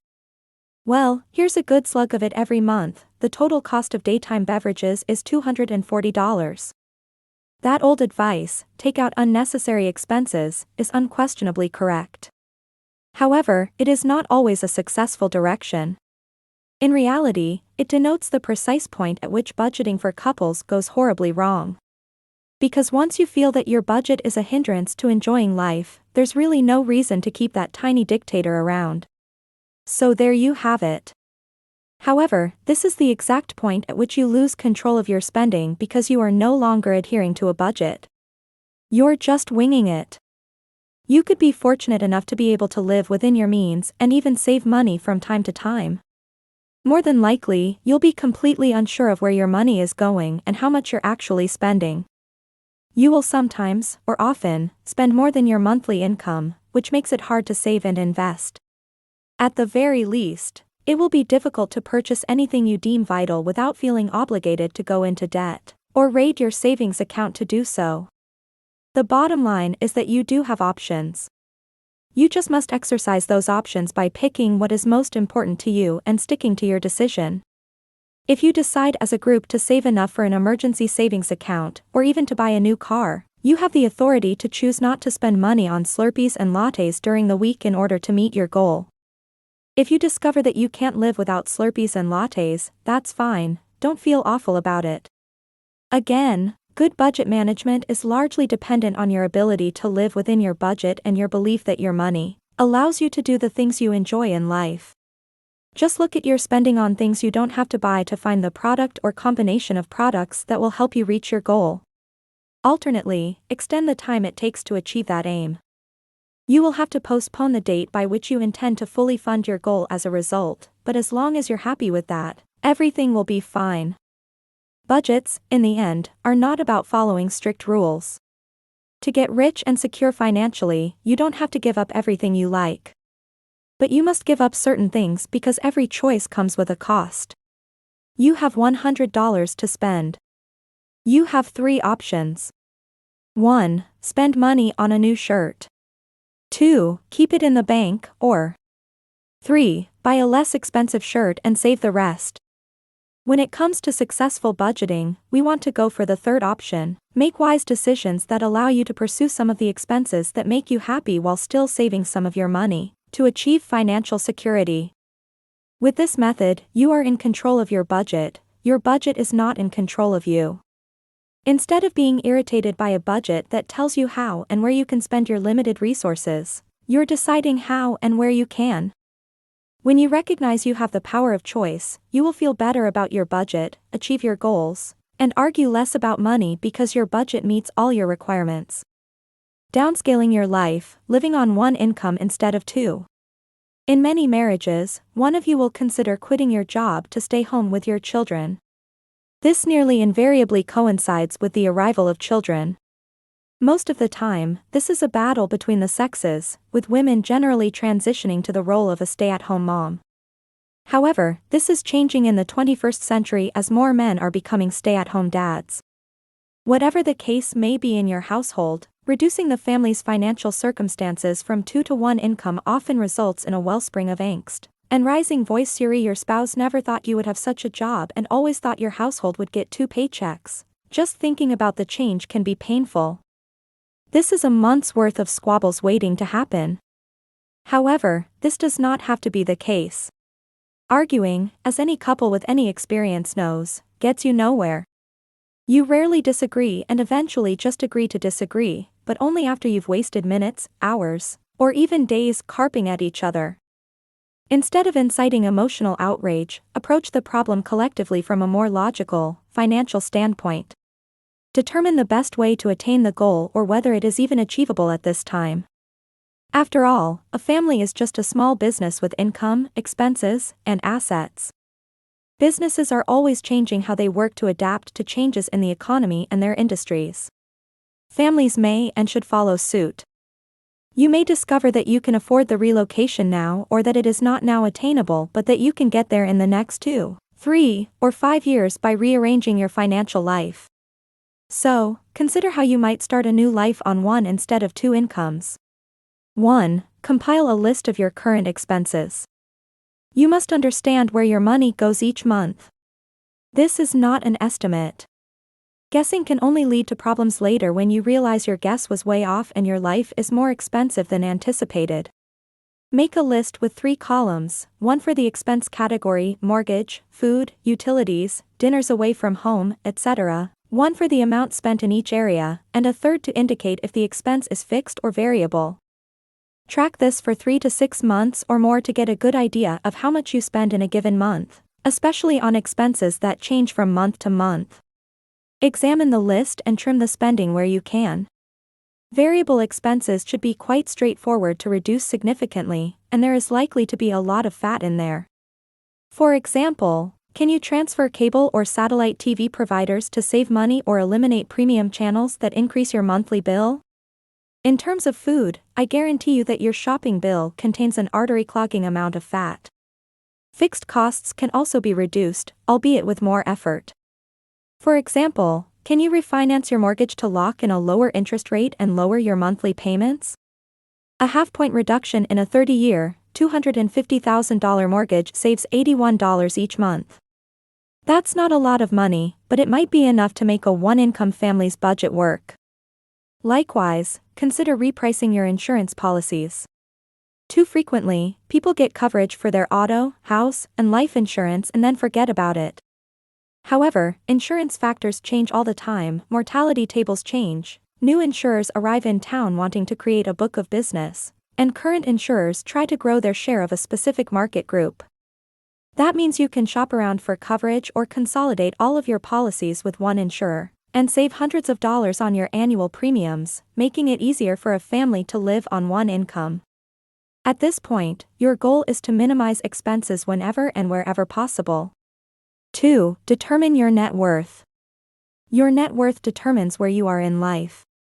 You can't get somewhere if you don't know where you are. It is merely a simple computation to determine your net worth. A. Add up the total value of all your assets, house, cars, stocks, cash, etc. Find out how much your home is worth by looking at recent home sales in your area. You can also look up the value of a car online. B. Compile the total amount of debt you owe, mortgages, car loans, credit cards, home equity loans, and so on. If you're not sure how much you owe on your home or vehicle loan, contact the lender and ask for a payoff statement. They'll put one in the mail for you. C. Subtract the debt you owe from the assets you own to calculate your family's net worth. If your debt exceeds your assets, you have a negative net worth, which means you owe more than you own. If this is the case, becoming a one-income family may not be the best option right now. You must both earn as much as possible in order to pay off your debts, otherwise, attempting to live on one income while repaying that debt may result in financial and emotional stress.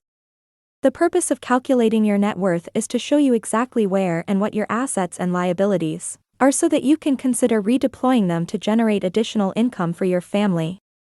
You may use your funds to pay off a credit card, freeing up the monthly payments you would otherwise have to make. Alternatively, you can put certain CDs in real estate investment trusts that pay out above-average dividends, boosting the amount of money you have available to live on. 3. Tally your adjusted gross income. How much money do you and your spouse make? How much money do you get from invested assets like savings and investment accounts, excluding 401k, IRA, and other dedicated retirement accounts that you can't touch without penalty? Do you own a rental property or another income-generating asset? Subtract the earnings of the partner who wishes to stay at home from your total monthly income. For the time being, this is your adjusted income. 4. Compile the data. Subtract your adjusted income from the current expenses you determined above. Is the outcome favorable or unfavorable? A positive number indicates that you can live on one income. Most likely, you're looking at a negative number, which is probably why you and your spouse fought about it in the first place. One of you probably knows that one salary wouldn't be enough to keep up with your current lifestyle. But a negative number doesn't end the exercise and doesn't show that you can't get by on one paycheck. It's just a mile marker on a long journey to your destination. Chapter 4. Money Goals. Have you ever considered what keeps a family together? Some examples are love, pleasant emotions, personality, chemistry, drive, and spirituality. Those factors draw you into a long-term relationship, but feelings wane after 2 to 4 years of marriage. Success in marriage entails falling in love many times, always with the same person, you'll realize at some point in your relationship. A married pair, in my opinion, sticks together because the family glue has the following elements: values and mutual trust, shared dreams and goals, good times together, and children. According to several studies and surveys, children are always the number 1 or number 2 factor in a couple's life. A relationship is basically divided into 2 parts, before and after the first child is born. By the end of the day, most parents would agree that children are a source of joy and the strongest family glue. Mutual trust and respect necessitate an honest and open environment where a married couple expresses their ideas and emotions regarding each other's opinions. Good times together include not just your courting and honeymoon but also mental images of all the unforgettable moments in shared experiences that have previously occurred or will occur in the future. Finally, because they are so closely linked to the couple's financial health, shared objectives and goals are of particular relevance in this book. You might wonder what the difference is between a dream and a goal. A dream is typically larger and more abstract, but a goal is more concrete and has a time frame. A dream can be a country house with 2 joyful sons playing on the green grass in the yard. On the other hand, a goal is a modern 3-bedroom building in the chosen residential community with a clear agreed-upon savings and mortgage plan schedule. Because this is a money book, we will be more focused and solely discuss financial goals. I divided the objectives into 2 categories, short-term and long-term. Here is a sample list of the most prevalent. Short-term objectives. A new car. A major home improvement. Vacation fund. Emergency fund, also known as sinking fund. Health insurance plan with enough coverage. Aid for elderly parents. Long-term objectives. New home. Children's college fund. Retirement savings. Starting capital for own business. Financial freedom, money working for you instead of you working for money. Exercise 1.1. First, establish 2 separate goal lists with your partner. Choose your top 3 short-term and long-term items from your list. Rank them in order of significance from 10 to 1, with 10 being the most significant. As an example, consider my personal list from April 2013. Short-term, money for the birth center program, 10. Short-term, debt-free except for the mortgage, 9. Short-term, mortgage repayment, 8. Long-term, new house, 10. Long-term, financial independence, 9. Long-term, education fund for children, 8. Then, review your list with your partner and agree on at least one financial objective that your family will work on immediately following the discussion. Also, go over all of your 10s with your partner and explain why you want to attain them. Money and happiness. First and foremost, I caution you not to overestimate the value of money. Things that are truly important in life are not available for purchase in stores. Love, friendship, family, respect, a sense of belonging, and a sense of purpose, among other things, cannot be bought with money. We've all heard it before, but we seem to place too much emphasis on money to the detriment of everything else. According to researchers, money, like health, is a hygiene determinant of happiness. For example, your joyous feelings are shattered if a family member becomes gravely ill. However, it does not work the opposite way around. Even if your physical health is good, it will not automatically make you happy. Second, I'd like to reiterate the adage that money cannot buy happiness, although there is undoubtedly a link between the two.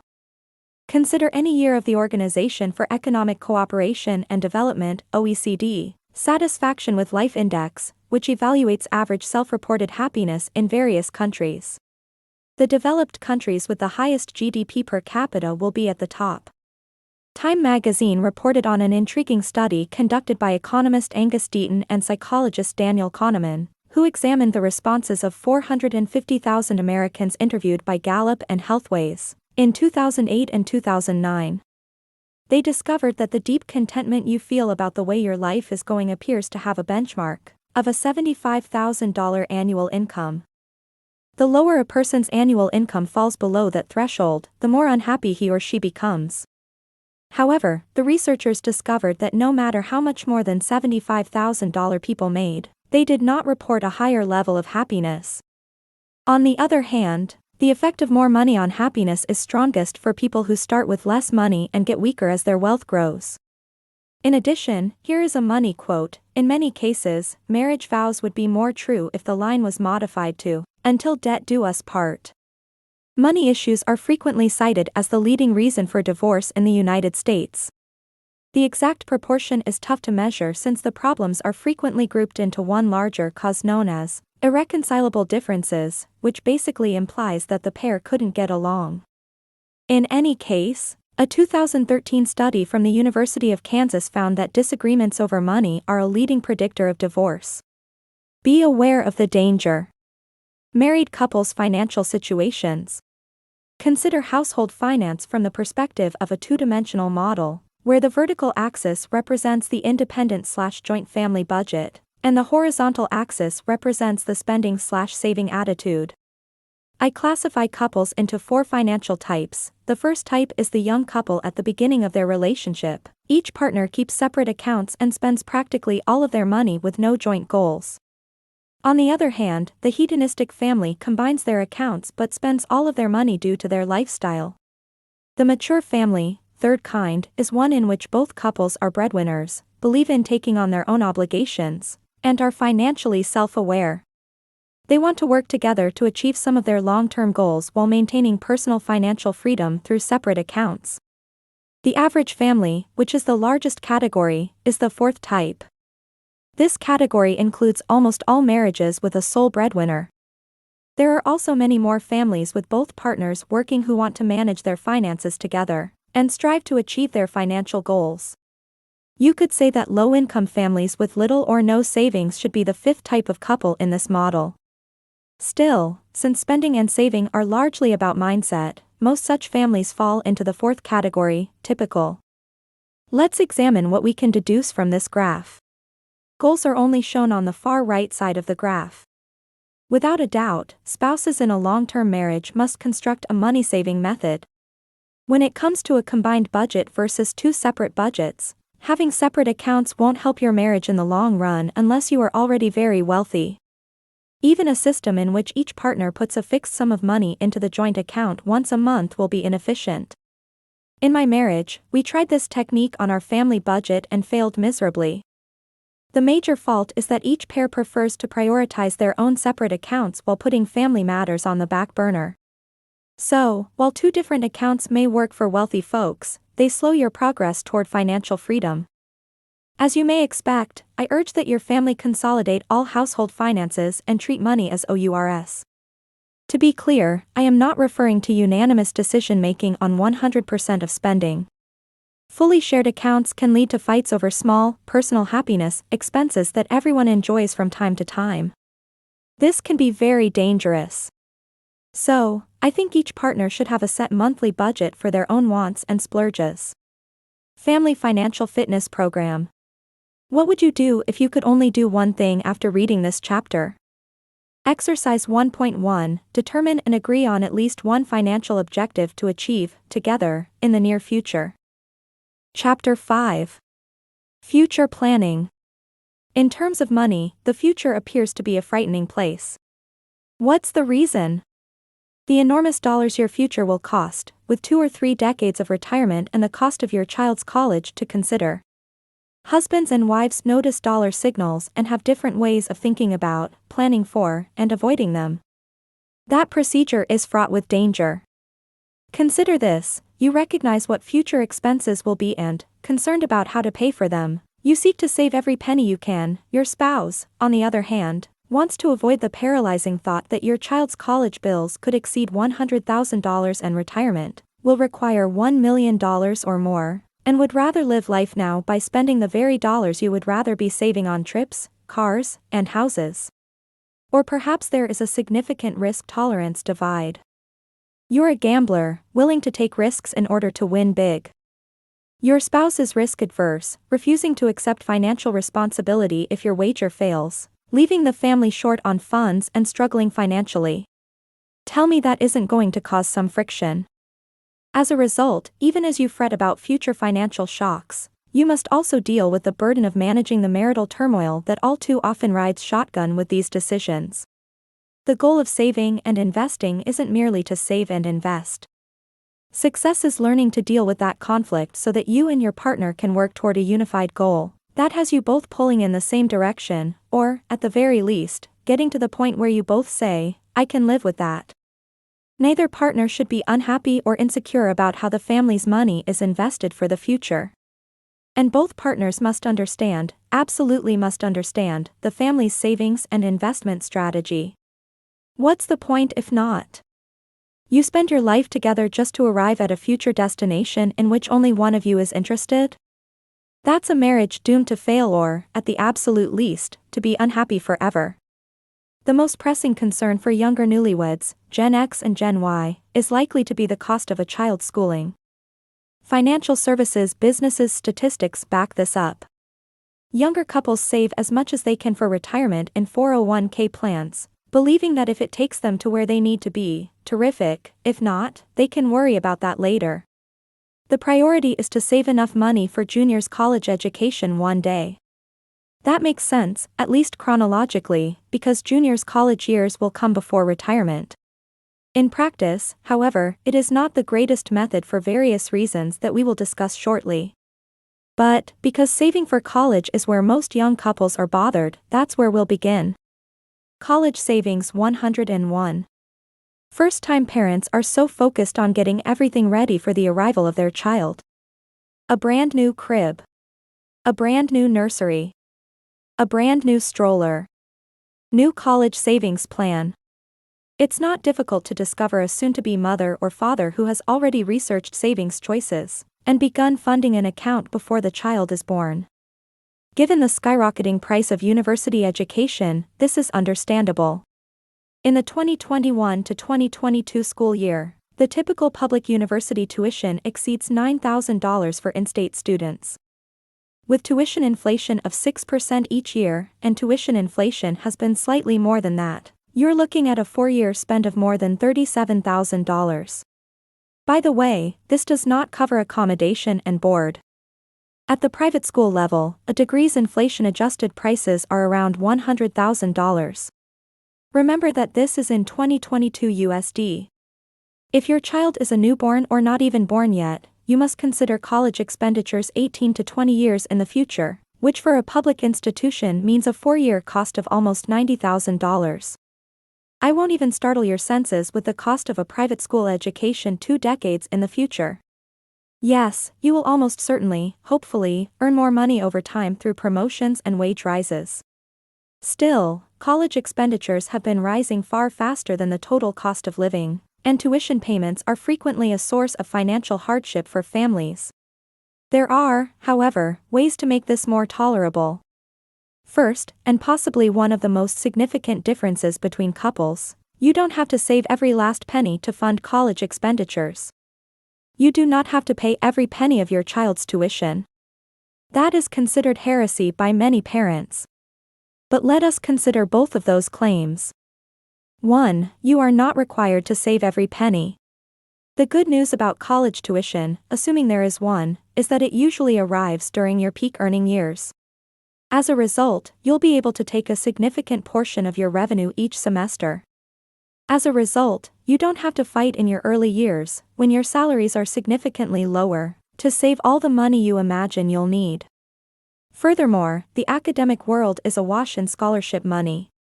As of 2022, around $7.4 billion in private scholarships and over $46 billion in public scholarships was accessible to students through various organizations, associations, and state and federal governments.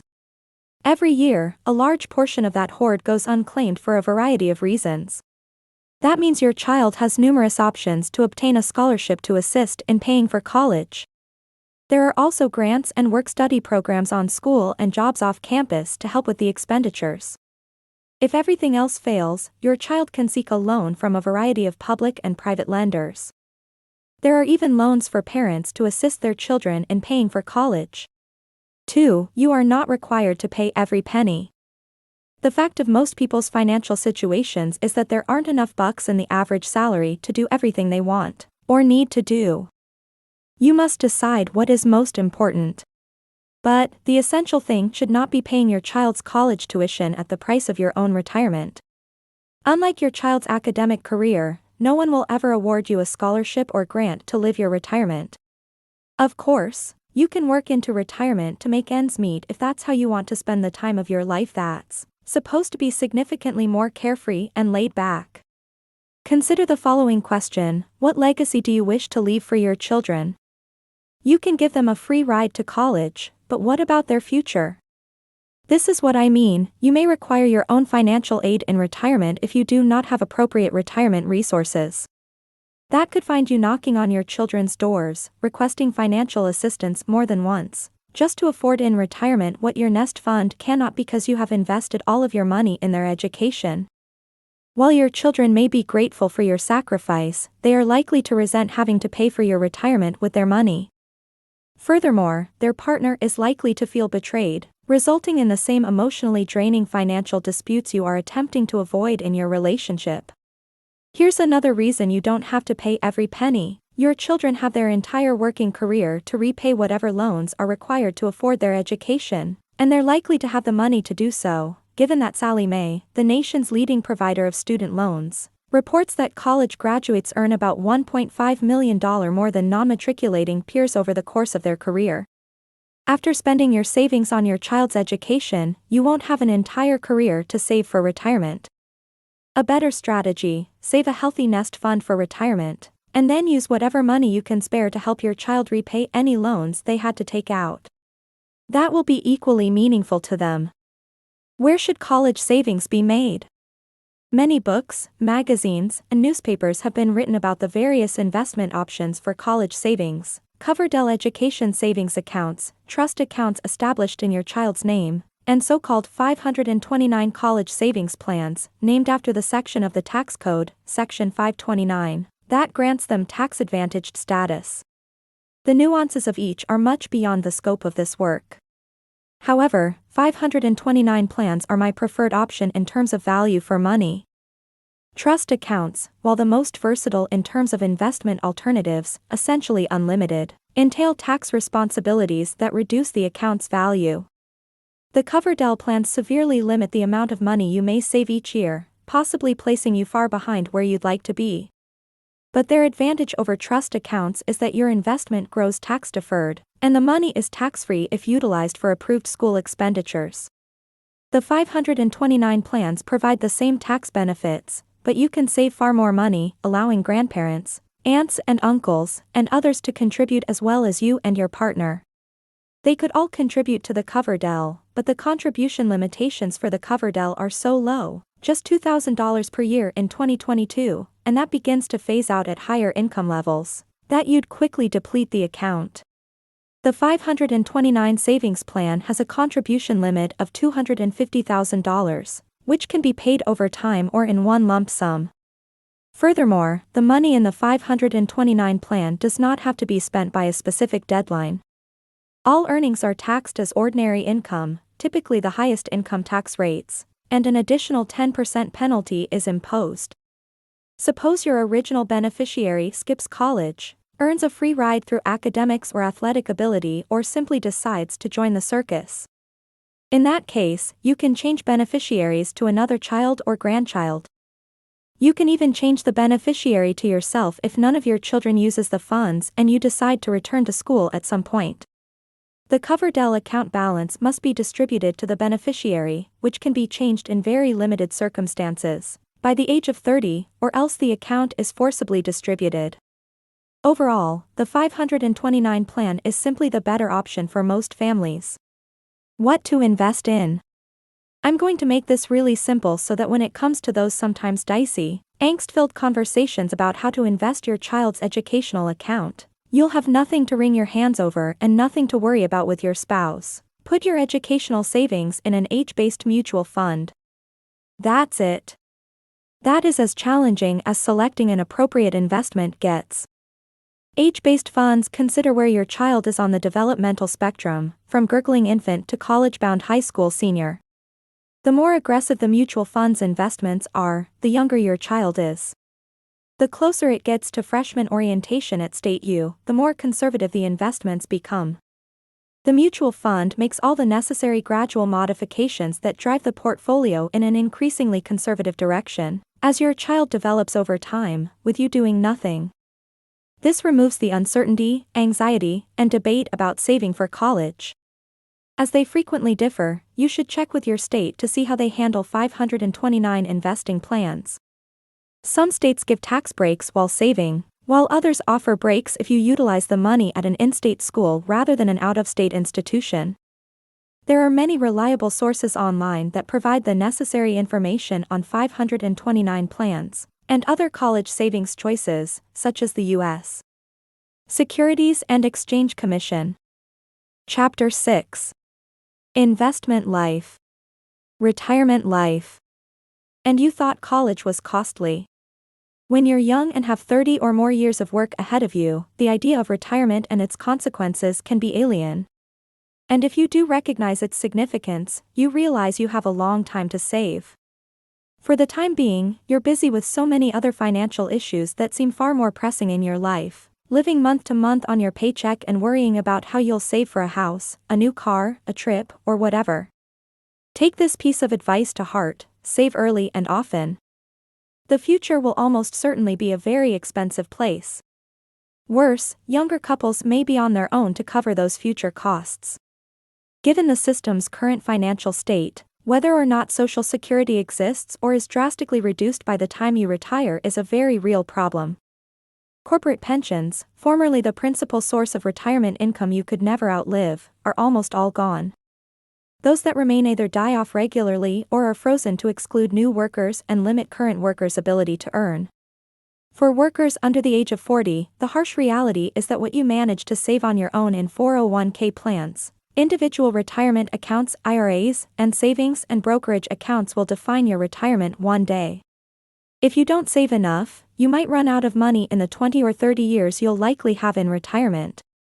And, once again, do you really want to be reliant on your children's generosity, or lack thereof, to pay for your golden years? Everyone who starts saving for retirement wants to know the number, the dollar amount they'll need to save to cover everything until they die. That number, however, does not exist beyond a generality, and, in general, you should save somewhere between a lot and a bit more than that. The commonly cited rule of thumb is to save 10% of every paycheck. That's a good start, but it's unlikely to bring you where you need to go. The majority of financial planning research currently indicates that 15% is a more realistic figure. In any case, you cannot know how much your life together will cost decades from now. So many moving variables will modify that figure in predictable and unforeseen ways from year to year. You intend to raise one child, but you adopt two. Your profession and income level evolve. Your spouse quits his or her job early or starts a spectacularly successful business. Inflation is heating up. A lengthy recession causes the stock market to crash. A multi-year bull market drives stock values up by unusually strong, double-digit percentage increases. Where will you be residing? What expenses will be considered necessary? How will your health fare? Will you continue to remain married? What will your interests be when you're 70, and how much will it cost to pursue them? There are so many variables that estimating how much it will all cost is a ludicrous endeavor. It's best not to get too hung up on it. Simply save until you feel it in your paycheck. If saving 10% isn't affecting your budget, try saving 12% or 15%. If 5% is excruciatingly uncomfortable, that's the figure for you. Don't go any higher until you can. The final amount of your nest egg, on the other hand, isn't the essential issue because it's hard to anticipate. Again, you have no idea how much money you'll be able to save in the future or how your investments will perform. You will have whatever you have and live within it naturally to the best of your abilities. The key thing is that you consciously save over time and plan for your retirement together. AIG Sun America, a prominent financial services business, polled hundreds of retirees in the early part of the decade to obtain a sense of what retired life is truly like in order to better adapt its products and services to the impending crush of soon-to-retire baby boomers. Among the different realizations was this nugget: the couples that spent the most time preparing for retirement, on average, 24 years, were the happiest in retirement. These retirees didn't necessarily have the greatest money, but they had a much better idea of what they wanted their retirement life to be like. They felt better equipped to afford their desired lifestyle once they retired. They reported being immensely satisfied with their lives and content with the knowledge that they had the freedom to pursue whatever made their lives full and gratifying. Those who scheduled the smallest period of time reported being generally unhappy. They were concerned about their future and unsure if they would be able to live as they had intended. Some even claimed that retirement had been a nightmare. Rhetorical question, but which of these sounds like the retirement you want? What do you hope to get out of retirement? How would your ideal retirement look if you could create it before you reach that stage of life? The vacations you want to take, the area or places you want to live, the hobbies or education you want to pursue, the paid or volunteer work you might want to undertake to stay active. What would your partner say in response to that question? I'm guessing you don't. Not many young couples do, since they don't spend much time thinking about their future together. There is so much life to live between now and then, and so many elements will change along the way that worrying about your life so many years from now seems almost pointless. But it's not entirely useless. Planning is the basis of success, whether it's a wedding or a retirement. You don't just show up at the church or chapel on the day you want to wed and expect flowers and a preacher, priest, or rabbi to be waiting for you, and that all your family and friends will have miraculously congregated here at that specific time, because you decided today is the day you're getting hitched. Weddings need months of planning for an event that lasts only a few hours. Planning for a much longer stage of life takes significantly more time. It helps if you're both planning your retirement in the same direction. How bad will life be if your desire is to retire and live in a series of different countries for the first few years, but your partner expects you to retire to a lake house in the Ozarks? If you don't realize this about each other until retirement approaches, you will have difficulty deciding which of your dreams to follow. No matter who wins, the stress will rip at the relationship, generating hurt feelings, rage, and resentment that could deprive you of much of the happiness of retirement. So here's your first task, which has nothing to do with money.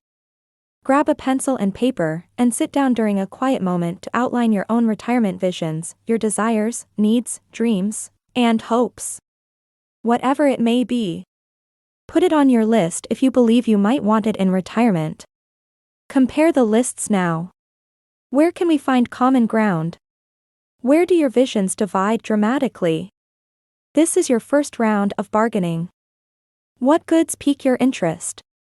This does not have to be items from both lists. Your list may contain an item that your partner enjoys. Alternatively, vice versa. That becomes a joint aim for your master retirement wish list. What specific priorities are you willing to cede to one another? These are also added to the master list.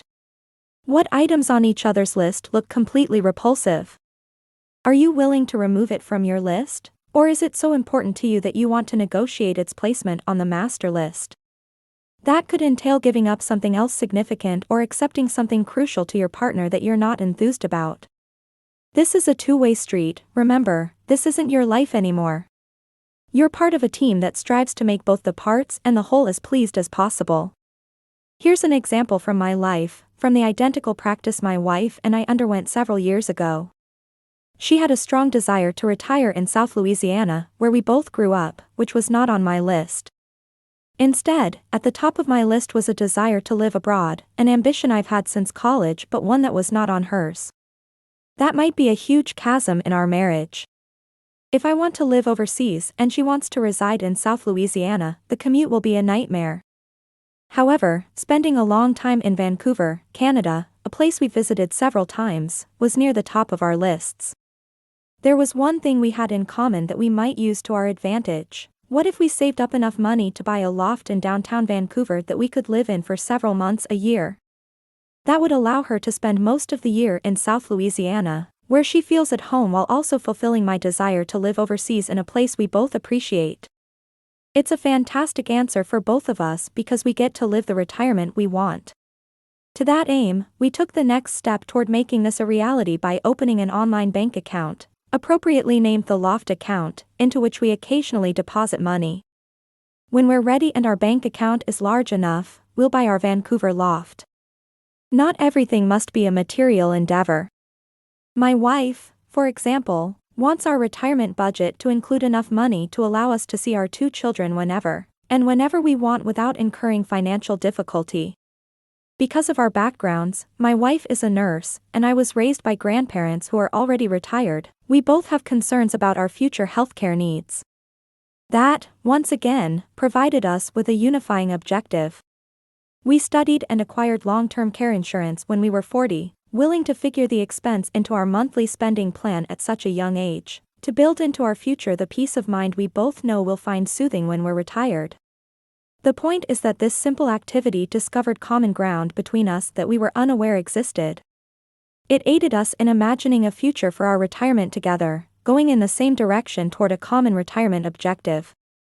As a result, we've become closer to saving for retirement because we know exactly what we want and, more importantly, what each other wants.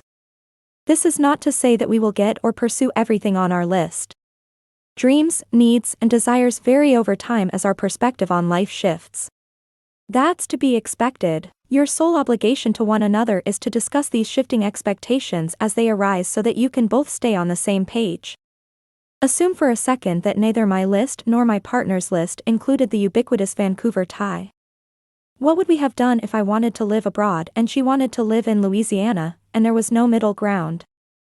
I would have asked her to make a list of other places she would like to live, and she would have done the same. Is there anything in common? And those shared characteristics do not have to be similar cities or states. She might have mentioned a wish to live near water, and I might have said a desire to live in an area with hills or mountains. Is there a place with both features that could appeal to us? We conduct some internet study and possibly spend some vacation time visiting some of these destinations throughout the years, to try the area for size and restrict the possibilities that make us both pleased. Or maybe I eventually give her Louisiana in return for something I really want, and she offers me something she really wants in exchange for something I really want. The art of compromise is to think beyond the apparent. When common ground in your relationship isn't immediately apparent, you have to broaden your thinking to find the life you're both happy with. However, take your time. You don't need to have a retirement plan in place by tomorrow. You have some time to consider what you both truly desire. The idea is simply to have you both move in the same direction so that the retirement you eventually enjoy is one you both want. Who saves the most in 401k plans? I will tell you that you should absolutely be investing in your 401k, at least to the point where you receive your company's matching contribution. In the most literal sense, the matching amount is free money. Consider this: if your local bank pledged to deposit 25 cents, 50 cents, or even $1 into your checking account for every dollar you deposit, would you simply shrug and say, no big deal? There is no rational reason for either partner to let those dollars slip through their fingers, unless you cannot contribute that much without jeopardizing your capacity to feed or shelter your family. If, on the other hand, you tell yourself that you can't contribute enough to the corporate match because it would interfere with your lifestyle, you should really reconsider your reasoning. Lifestyle expenses are wants, not needs. If you spend your family's future financial stability to satisfy your current desire to live well, you will end up harming yourself and the family. However, the technicalities of retirement savings accounts are not where money and marriage often intersect, although spouses do sometimes fight about whether or not to contribute in the first place. Real marital problems frequently arise from disagreements about who saves how much, and what investing risks one or the other is ready to accept. When either spouse feels a sense of disparity, they can get irritable. This gap can be seen in the amount of money each person is saving in a retirement plan or has already squirreled away in a retirement account.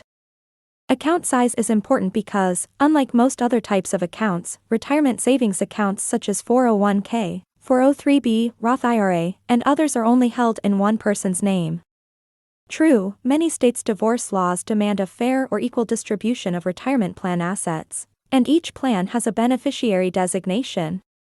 Still, spouses sometimes regard both as somewhat hollow because, in the event of divorce, the beneficiary designation will most likely be changed to a kid or a future partner.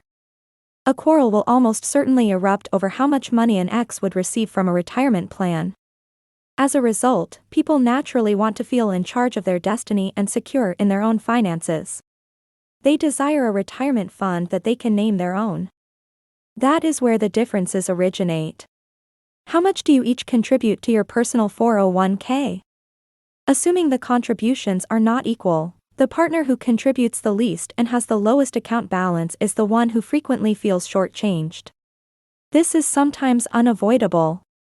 A pilot marries a flight attendant, a doctor marries a nurse, and a business executive marries a teacher. A significantly higher salary, and possibly benefits such as an annual bonus automatically paid into a retirement account, creates a natural disparity in these cases. At times, selfishness is at work. The family can only save a certain amount of money each month, and the spouse in charge of budgeting purposefully puts a larger share of those investment dollars in his or her retirement account, leaving the other with a considerably lesser quantity to save. Neither situation is particularly fair, albeit one is significantly less so. The key to properly managing the gap is acknowledging its existence and handling any feelings it may elicit. And if one spouse feels cheated, solutions can be straightforward. Accept that the partner saving the least amount has a valid need and desire to save more money, and allow that spouse to save more, even if it means the partner saving the most must cut back a little. Remember that 401k contributions cut your take-home salary, so if one of you begins to save more, it will inevitably affect your budget. If the extra savings affect your discretionary spending, that's great, you forego only a few restaurant meals each month. If saving more would eat into fixed costs, the spouse who is currently saving the most would have to cut back to take place in the budget. The family will save the same amount of money, but more equitably. A caveat here: if one partner's plan offers matching contributions of, say, $1 on all money saved up to 7% of salary, and the other plan offers 50 cents on all money saved up to 3% of salary, it generally makes more sense to meet the matching contributions of the first plan, because the amount of free money available is greater. However, this is only true if the differences are substantially large. If your plan pays 50 cents on the first 5% and your partner pays 50 cents on the first 3%, there isn't a big difference, so keep to the equal allocation. Equality can be defined in two ways: you both save the same dollar amount or the same percentage each year. Saving the same amount of money is self-explanatory. If you both agree that the budget can afford $12,000 per year for retirement savings, you both save $6,000, though, for one, that may be 6% of pay and 9% for the other. Meanwhile, saving the same percentage amount means saving various amounts based on wage disparities. This arrangement works best in partnerships where the two salaries are comparable. That way, neither of you feels cheated because your partner saves more. Assume you both agree to save 10% of your take-home pay. If one of you earns $100,000 per year and the other earns $50,000, simple math shows that one of you will save $10,000 and the other $5,000 yearly. Some individuals will be bothered by this, while others will not be. Furthermore, there is nothing fundamentally wrong with this method. That is only the benefit of the highest earner achieving a higher pay scale. In fact, you come into marriage expecting you'll be together till the end, and you work every day to make that a reality. And, when the time comes, the location of the money you and your partner will live on is mostly irrelevant. It's not like your money will solely be used to cover your bills. All money that enters the relationship, regardless of its source, is money for the relationship. However, be aware that when one couple saves more than the other, conflicts over retirement savings accounts might simmer out of sight. There is an unconscious urge to feel equal at times. Address it, and the anxiety is gone, and it costs you nothing because the same amount of money will wind up in retirement funds. Estate planning: getting ready for the unavoidable. Young couples, in particular, sometimes disregard this aspect of their financial lives because they're young and will never die. Many people mistakenly feel they do not have an estate, so why plan for one? Why? If you don't plan for your estate, and even if you only have a checking account, you have an estate, the state will plan it for you, and the state may not always distribute your assets the way you desire. Most individuals fail to recognize that failing to create an estate plan means leaving a potentially tragic hole in your family's life. The untimely and unexpected loss of a young spouse, and young might refer to your 20s, 30s, or 40s, can have devastating consequences on a surviving spouse and their children. What effect will your death have on your family's financial situation? What if your partner passes away? Could you afford the family's living expenses on your own? How much does college cost? What happens if both you and your spouse pass away? Who inherits your property? Who raises your children, assuming you have or intend to have children? These aren't hypothetical inquiries. Things go wrong for good families. Moments like that make you realize how financially fragile families are. Unexpected tragedy strikes, forever altering your life. The tragedy is horrible enough on its own, but the financial consequences compound the sorrow. Financially, preparation might make the aftermath less devastating. Life insurance: who and what should be insured? Insurance just sounds dull. And it truly is. There's nothing really exciting about it. Nonetheless, insurance is a need that completes your financial security. So get ready to be bored. You don't need life insurance if you're single unless you have a child or other dependents who rely on your income in some way. In that situation, you should insure your life and your ability to make an income in case you are unable to provide for them due to your death or disability. When you're married, you might not even need insurance. If you and your spouse both work, your death would not preclude your partner from earning a living. In that instance, there isn't a huge demand for life insurance.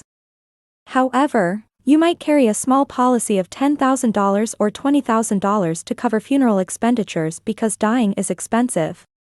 The moment a child enters your life, you absolutely, positively require life insurance. Suddenly, your financial duties change dramatically. Your death or handicap could now significantly impact your child's current and future life, from housing to education. You must insure against that risk, which is exactly what life insurance does. It protects you against the loss of your most valuable asset, your ability to produce an income. In its most basic form, life insurance provides a lump sum of money to your beneficiary if you die within the policy period. This era can last your entire life or a set amount of years, such as 10 or 20 years. Life insurance comes in various flavors, but the two most common are term life and permanent life. Term life insurance policies are valid for a set period, such as 20 years. If you die during the coverage term, your beneficiary receives the whole value of the policy. If you die after the policy's term has expired, you lose twice. Not only are you no longer alive, but your beneficiary also receives nothing. Permanent life insurance lasts indefinitely. When you die, your beneficiary receives the payout as long as you pay the premiums.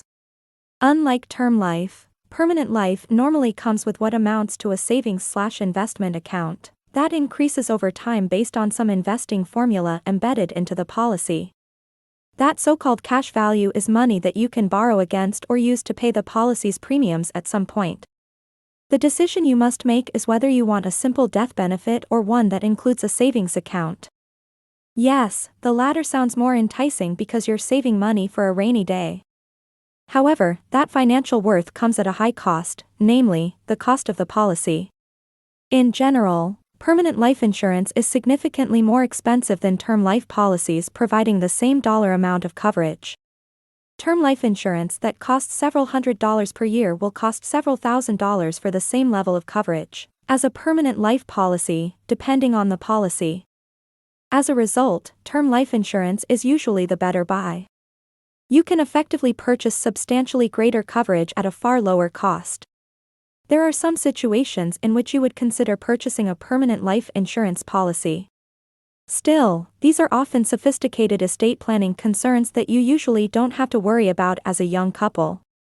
A term life policy that sufficiently covers your duties to shelter and educate your children is a good place to start for younger newlyweds. How much coverage you require is totally dependent on your income and the number of assets you have amassed that a surviving spouse, if necessary, could use. Insurance that offers 5 to 7 times your pay is recommended. However, your case may be quite different.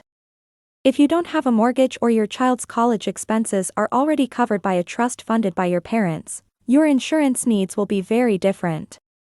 This is where you should consult with a fee-only financial planner or a reputable insurance agent, who you are confident isn't just attempting to sell you any old product to make a commission. And, whatever you do, stick with reputable insurers. This is a financial development that will be with you for decades. You want to know that your insurer is financially robust enough to continue with you and will have the funds to pay the claim if necessary. In practice, this means that you should not buy the cheapest policy merely because it is the cheapest. Look for a balance of affordability and financial clout. One final remark on insurance: many families opt for a single-income lifestyle, with one parent staying at home while the other parent works. In that case, the couple will insure the working parent's life to safeguard their income, but not stay-at-home parent. That is a financial disaster waiting to happen. Resist the temptation. What makes you think the working parent will be okay financially if the stay-at-home parent dies? The stay-at-home parent is providing a number of services for which the working parent will be suddenly liable: transportation to and from school, childcare before and after work, transportation to and from extracurricular activities, management of doctor appointments and transportation there and back, shopping, cooking, cleaning. The stay-at-home parent also represented the potential profits if they return to work to help pay for college or other expenditures. Carry insurance on a non-working spouse when the family has children to protect the family adequately. This will save the surviving spouse many restless nights. Chapter 7. Financial Freedom. I've read a lot of books, articles, and blogs about leadership, success, and personal finance. They assisted me in doing many of the right things in life, but this did not prevent me from making blunders. For a brief moment in my 20s, my passive income from stocks exceeded my full-time employment wages. I lost all of my savings in the stock market meltdown a few years later. Although equities in the United States rebounded from their losses from 2010 to 2013, we frequently disregard common sense, such as when I invested my whole funds in extremely speculative stocks and hoped for enormous profits. But common sense always prevails, reminding us to balance your portfolio and invest, not speculate. There's no reason to let the cat out of the bag. You already have common sense. Let me distill all I've learned about financial achievement into a straightforward financial blueprint for your life. These are similar to the 3 core principles of the United States Constitution, the supreme law of your financial life that governs all your activities and plans.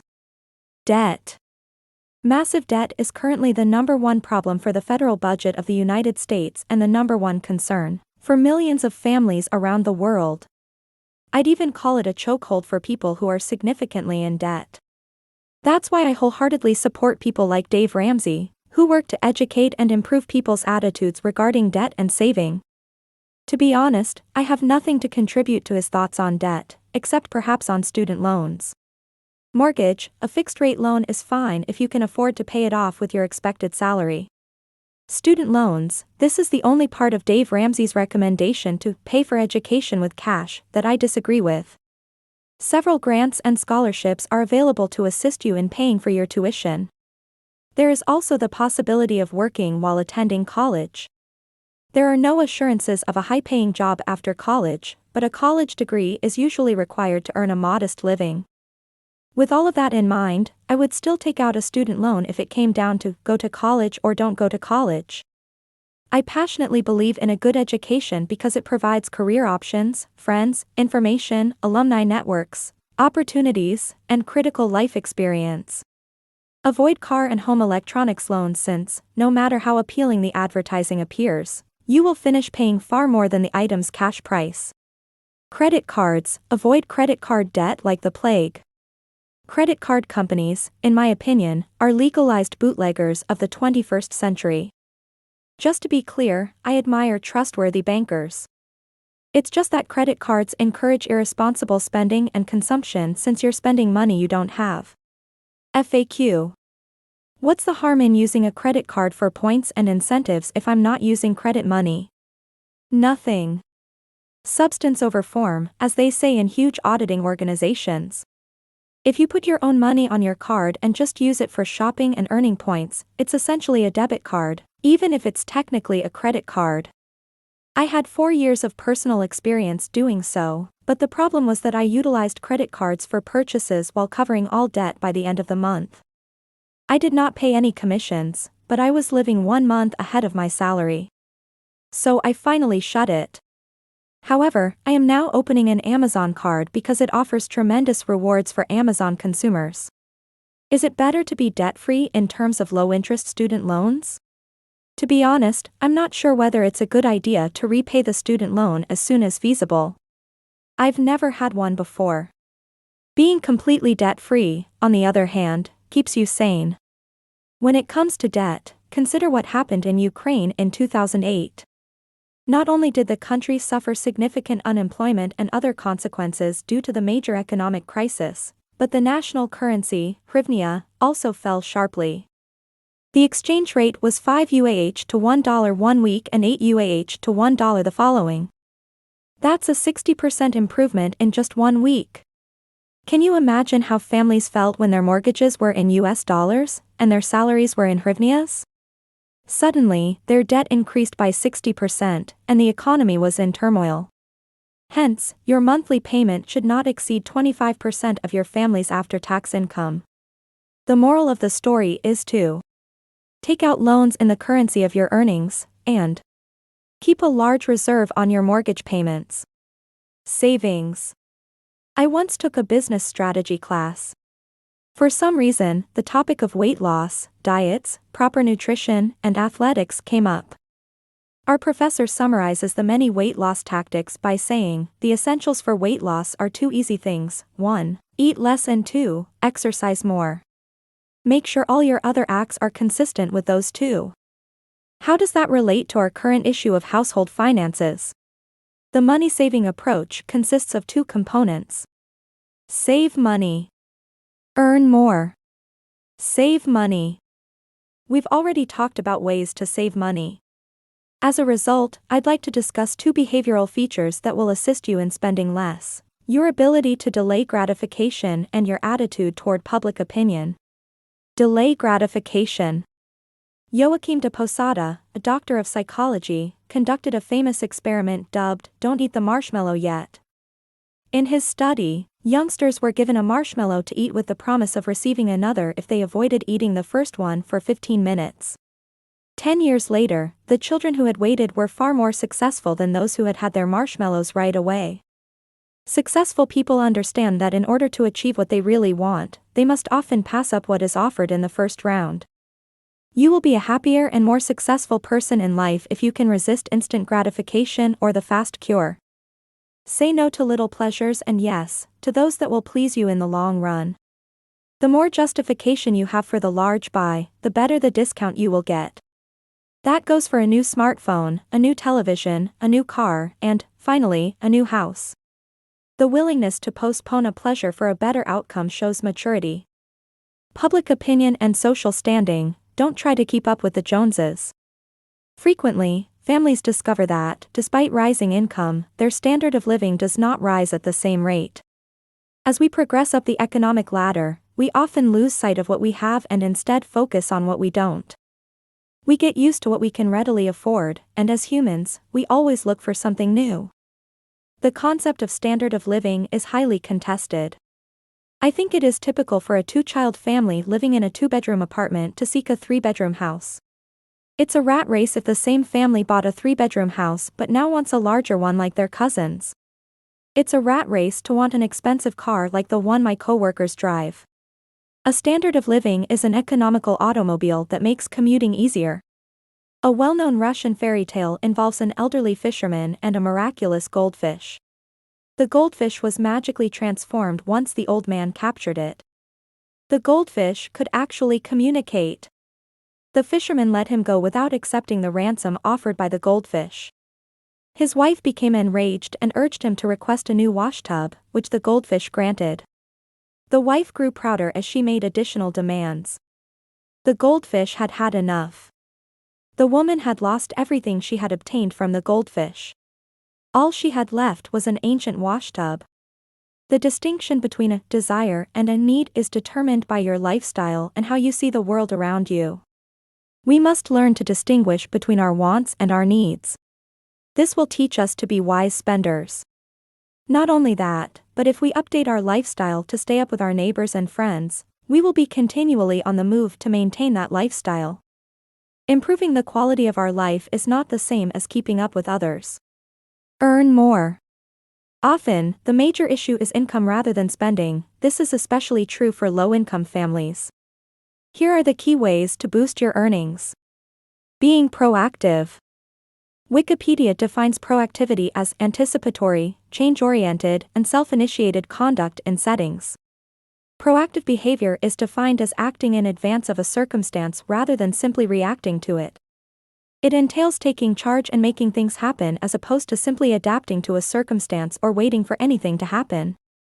According to Stephen Covey, author of the best-selling book The 7 Habits of Highly Effective People, proactivity is the #1 behavior we should cultivate. It entails taking command of your life rather than passively waiting for it to happen to you. What does it have to do with your own finances? Reading this book is part of being responsible with family finances. Changing employment for improved working conditions and more job satisfaction is also proactive. There are hundreds of websites, books, blogs, and seminars to help you become more proactive, but the key is personal motivation. Work 2/3 smart and 1/3 hard. Put in the effort. The longer you work, the more perks you will receive. This rule is derived from the industrial manufacturing economy of the 20th century. But did you know that the service sector accounted for 63.6% of U.S. economic activity in 2012, while the manufacturing sector accounted for 30.5%? That's roughly the proportion for the new 21st century guideline. 2/3 are about working smart, 1/3 is still about working hard. This book was primarily written between the hours of 6 and 8 a.m. I am an early riser, and my most productive hours are in the morning. So, for the past month, I've gotten up at 6 a.m. every day, including Saturdays and Sundays, to write. During these early morning hours, I've come up with a slew of new concepts, frameworks, analogies, and thoughts. Later in the evening, the entire evening was spent rewriting, revising, seeking material, and communicating with helpers. Working smart means getting the most out of your intellectual efforts. Let me, on the other hand, dispel a misconception known as the 4-hour workweek. Join the new rich. Remember what I said about common sense at the start of this chapter? It is still present. Getting rich quickly by working 4 hours each week is simply too good to be true. Typically, becoming rich results from numerous attempts and years of experience. Malcolm Gladwell popularized the 10,000-hour rule in his book Outliers, The Story of Success, suggesting that the key success element is practicing a certain skill for a total of about 10,000 hours. Some people are fortunate enough to commit fewer hours to their achievements, but there is no secret recipe for prosperity. You've probably heard of Angry Birds. Do you think it's an overnight success? The backstory is as follows. The game was built by Rovio Entertainment, a Finnish video game developer that was on the verge of bankruptcy in early 2009. They had 51 titles and had been on the market for 4 years prior to the great success of Angry Birds. When I read incredible success stories about millionaires and self-published authors, I know it usually takes more than one shot to hit the target. Earn extra money. Take a look around. Thousands of people make a good living from their interests. There are tourists who blog about their travels. Some housewives share their culinary experiences and expertise online. Many writers and editors work as freelancers on Fiverr and Upwork. Craft enthusiasts also offer handmade accessories on e-commerce sites like Etsy. You and your spouse can do several things to boost your family's income. Simply identify your creative strengths and advertise them. Exercise, brainstorm with your spouse on methods to earn more money for the family. Just a reminder, don't criticize ideas immediately away during this brainstorming session. The best way to approach this session is to generate a list of all ideas, including the wacky ones. Choose 1 or 2 ideas that you both believe are feasible. Remember that the success of your household finances depends on both parties' collaboration. Finally, if your debt situation is dire, you could consider taking on a second job. I experienced that experience for a few months in my 20s, and I think it's too dangerous for healthy partnerships. However, it may become viable if your financial position is truly dire. Overall, recognize that sacrifices are unavoidable. Chapter 8. Final Tips. According to a SunTrust study, money is the #1 source of stress in a marriage. According to another study by the Institute for Divorce Financial Analysis, money difficulties are the third largest cause of divorce, 22%. Marriage and money are inextricably linked. Money in marriage is a frequent source of arguments, secrets, and tensions. It may lead to disappointment, irritation, and unwelcome surprises. Nerves fray. Your mood becomes completely erratic. Losses may be more than just financial hardship if one does not step carefully and seek timely financial assistance. Hence, don't let money problems in your marriage ruin your relationship. Money issues in marriage don't have to be a constant, overwhelming presence in a couple's existence. As a couple, you can avoid financial dishonesty in marriage and maintain financial equilibrium in marriage by planning and addressing the causes that contribute to financial difficulties in marriage. The following marriage and money advice might help you successfully fight and wade through financial hardship in marriage. Communicate openly and set goals. Financial stress carries with it a slew of unsolved worries and anxieties, such as, what will happen now, or, how will we survive this? This is the moment to move forward as a married pair. Communicate honestly and frankly with one another. Don't hide any secrets if you want to avoid financial tension in your marriage. Set a route that you both agree on and then simply follow that path with complete trust in each other, and you will easily overcome financial stress in marriage. Set priorities jointly. Prioritize the things that are most important to you. To successfully combat financial stress in a marriage, the couple must mutually agree on a priority list and then implement it meticulously with full support and collaboration. Quit maintaining secrets. Returning to the topic of concealing secrets, financial stress and any type of financial crisis should never be dealt with alone. It's a team issue that must be addressed with sincerity, transparency, and honesty.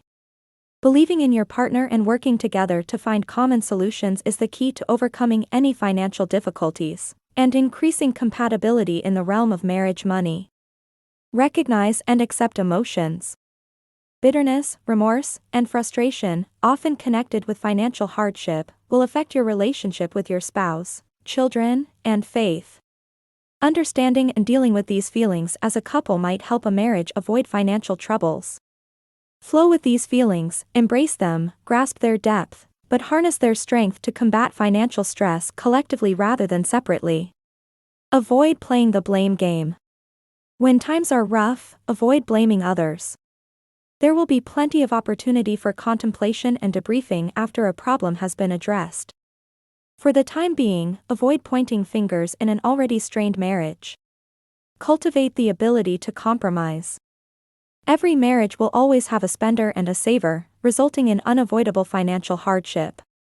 To deal with financial stress in marriage, adequate teamwork, planning, and determination are essential so that the couple may compromise and chart a course for themselves that they both agree on. Disagreement and stubbornness on either side might exacerbate the financial strain on the marriage. Do not be afraid to accept assistance. Financial hardship can be a huge strain for any marriage, and accepting aid can be tough for many couples. Why? Pride is the plain answer. So, keep your ego at bay if you want to work through this. Consider seeking assistance from relevant sources. Accept the kindness of a friend or family member who can assist you in getting back on track. Don't let your obstinacy destroy your relationship. Also, don't be afraid to seek formal, third-party intervention, such as financial marriage counseling. Financial bullies are quite hazardous. Financial bullying in marriage can sometimes damage a marriage. Financial exploitation is a symptom of an abusive marriage. If your spouse withholds finances, refuses you access to funds, conceals debts, or follows a rigid spending and budgeting routine, this is a sign of financial abuse in marriage. Financial counseling for couples is essential if it appears unfixable on your own, and it's become impossible to talk to your spouse about the growing lack of financial transparency or compatibility. Reduce pressure. A marriage can be destroyed by financial stress. So devote your energy to other tasks. Remove yourself from concern and pressure so that you can positively and efficiently handle your stress-related burden. What has been done is done. It's better to plan for the future rather than waste every second wondering where everything went wrong. Rely on your faith. In times of distress, having strong religion can be a rock-solid pillar for certain couples. When financial hardship is weighing you down, faith, belief, spiritual rituals, and devotional activity can help couples get through such difficult times. Money-related stress puts a marriage's fundamentals to the test. Many couples lose sight of the benefits surrounding them, instead focusing entirely on their difficulties and bad experiences. This makes their spouses angry and miserable as well. Take a deep breath and concentrate exclusively on the love you share as a family. Do not dismiss the letter B. Create and monitor a budget with your spouse. B for budget, the single most critical thing to do when under financial duress. Create a budget that works for your household when precise goals have been established and a shared economic vision has been realized. A successful budget requires both spouses to agree on it and then commit to it.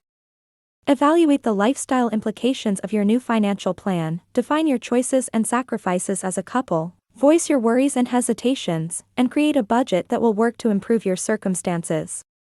Maintain control. Financial stress in marriage will almost certainly persuade you to give up.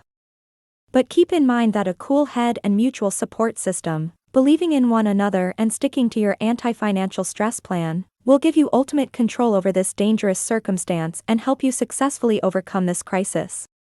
Do not be frightened to fantasize. No matter how burdened financial stress makes a marriage feel, keep your hopes for a brighter future together alive. Such a storm will also occur. Building healthy financial habits is essential for couples dealing with financial stress in marriage. Discuss your goals, create an emergency fund, prioritize monthly savings, and schedule weekly money dates with your significant other to discuss marriage finances. This information will assist you in making the most important financial decisions for your marriage. Following one step at a time will assist you in becoming honest about money, increasing trust and intimacy in your relationship, and reducing financial stress in your marriage. Conclusion. Everything you need to succeed financially as a couple is already inside of you. You must learn to communicate yourself in ways that do not arouse wrath and are not demeaning and unkind. Talking will benefit you far more than quiet. You must learn to examine and regulate your emotions and recognize that your partner's emotions may not always match yours, and that there is nothing wrong with that because everyone is different. Everyone was raised with different financial experiences. Marriage is the most difficult job you'll ever have, at least until you have children. Money should not be the source of the most disagreements or the source of the greatest stress for you and your partner. And it doesn't have to be if you follow the instructions on the previous pages. If you're not sure how to approach each other regarding money just yet, send an email. If you despise writing emails, call instead. If you have no idea how much money you and your partner have or where all of your accounts and documentation are, you must learn to advocate for yourself. If you know your partner is in such a situation, you must learn to open out to them. If you can't figure out where your money is going, track your spending more closely, then create and stick to a budget together. Determine what works best for your family while staying within the parameters of the budget you created together. Again, it requires you to interact financially in order to stay on track and achieve other joint and individual objectives. In the end, this is what prevents financial crises from erupting. You will have very little to fight about when it comes to money if you both receive what you want out of your money, if you both feel financially secure, if you both feel financially equal, and if you both openly communicate about your financial requirements and the money that flows through your life. And if there is no financial dispute, money cannot break your relationship apart. Appendix. Financial independence, retire early, FIRE. FIRE is summed up simply in J.L. Collins' manifesto: consume less than you make, invest the surplus, avoid debt. But some of us, like myself, prefer a more detailed roadmap. After meeting and interviewing hundreds of people in the FIRE community, I put together this list of the most typical way that most people do. This is simply a starting point, take what is useful and improve on the rest. Step 1. Determine your net wealth. Determine. This can be a difficult activity, but it is extremely necessary. Your net worth is the sum of all your assets, cash, bank accounts, retirement funds, investments, and valuable objects such as houses and cars, less all your liabilities, student loans, consumer debt, car loans, mortgages, and so on. Step 2. Determine how much you spend and save. Where does your money go? Most of us are surprised to see how much we spend on daily necessities such as food and gas. I certainly was. But I couldn't make wise spending decisions unless I knew where my money was going. The key is to keep track of everything. Yes, every single penny. You can do it on paper or online with a tool such as Mint. You need a budget or personal capital. Just make sure you're consistent and track for at least 90 days to guarantee you're detecting trends correctly. Also, begin experimenting with a retirement calculator. Input your current statistics, and then design a mock budget that you believe is feasible or worthwhile to work toward. Watch those required working years slip away. Early on, I found this to be a really successful incentive mechanism. Step 3. Lower your daily expenses. The simplest approach to fast boost your savings rate is to eliminate tiny expenses such as cable bills, cleaning services, daily coffee purchases, phone bills, internet service, wine clubs, and gym memberships. All of these things can add up to a big portion of your monthly expenses. Keep in mind that this isn't about starving yourself of what you cherish. It is about making decisions that are consistent with your ideals. Consider making your own weekly list of the top 10 things that make you happy. Another fantastic tip we learned along the way: leave products in your shopping basket for 3 days if you shop online. If you still think you need it 3 days later, you could. This has enabled me to save thousands of dollars over the last few years. Step 4. Cut back on the big 3: housing, transportation, and food. To truly increase your savings rate, you must make some significant changes, such as finding a roommate, downsizing to a smaller home, purchasing a used car, taking public transportation to work, and preparing all meals at home. These modifications, when combined, might increase your savings rate by 30% or more. You can begin moderately at first, but pulling off the band-aid works best. This way, you won't put it off any longer. Step 4 is the most difficult and demands the most changes. Therefore, we don't advocate it until you've had some time to grow comfortable with your finances. The 4th step might also be the most exciting. This is your opportunity to reorganize your life to accommodate your new ambitions. Step 5. Put your money to work for you. Every minute your money sits in a bank account, you're passing up an opportunity to put it to work for you. Whether you're paying off high-interest debt, investing in index funds, or other funds, or purchasing real estate, your money should be making the most money possible. Step 6. Increase your earnings. Many FIRE bloggers have discovered ways to supplement their income through ads, tools, or affiliate marketing links. Extra income equals FIRE faster. While earning more isn't required, most people on the FIRE journey eventually focus on increasing their income to boost their savings once they've exhausted their options for cutting costs. This could be through standard work, creating a side business, or picking up odd jobs to supplement your income. Step 7. Locate a FIRE community. What's the point of reclaiming your time if you have no one to spend it with? It is critical to surround oneself with individuals who are on similar routes and share similar beliefs, if you want to remain with FIRE, especially when the going gets tough. The end.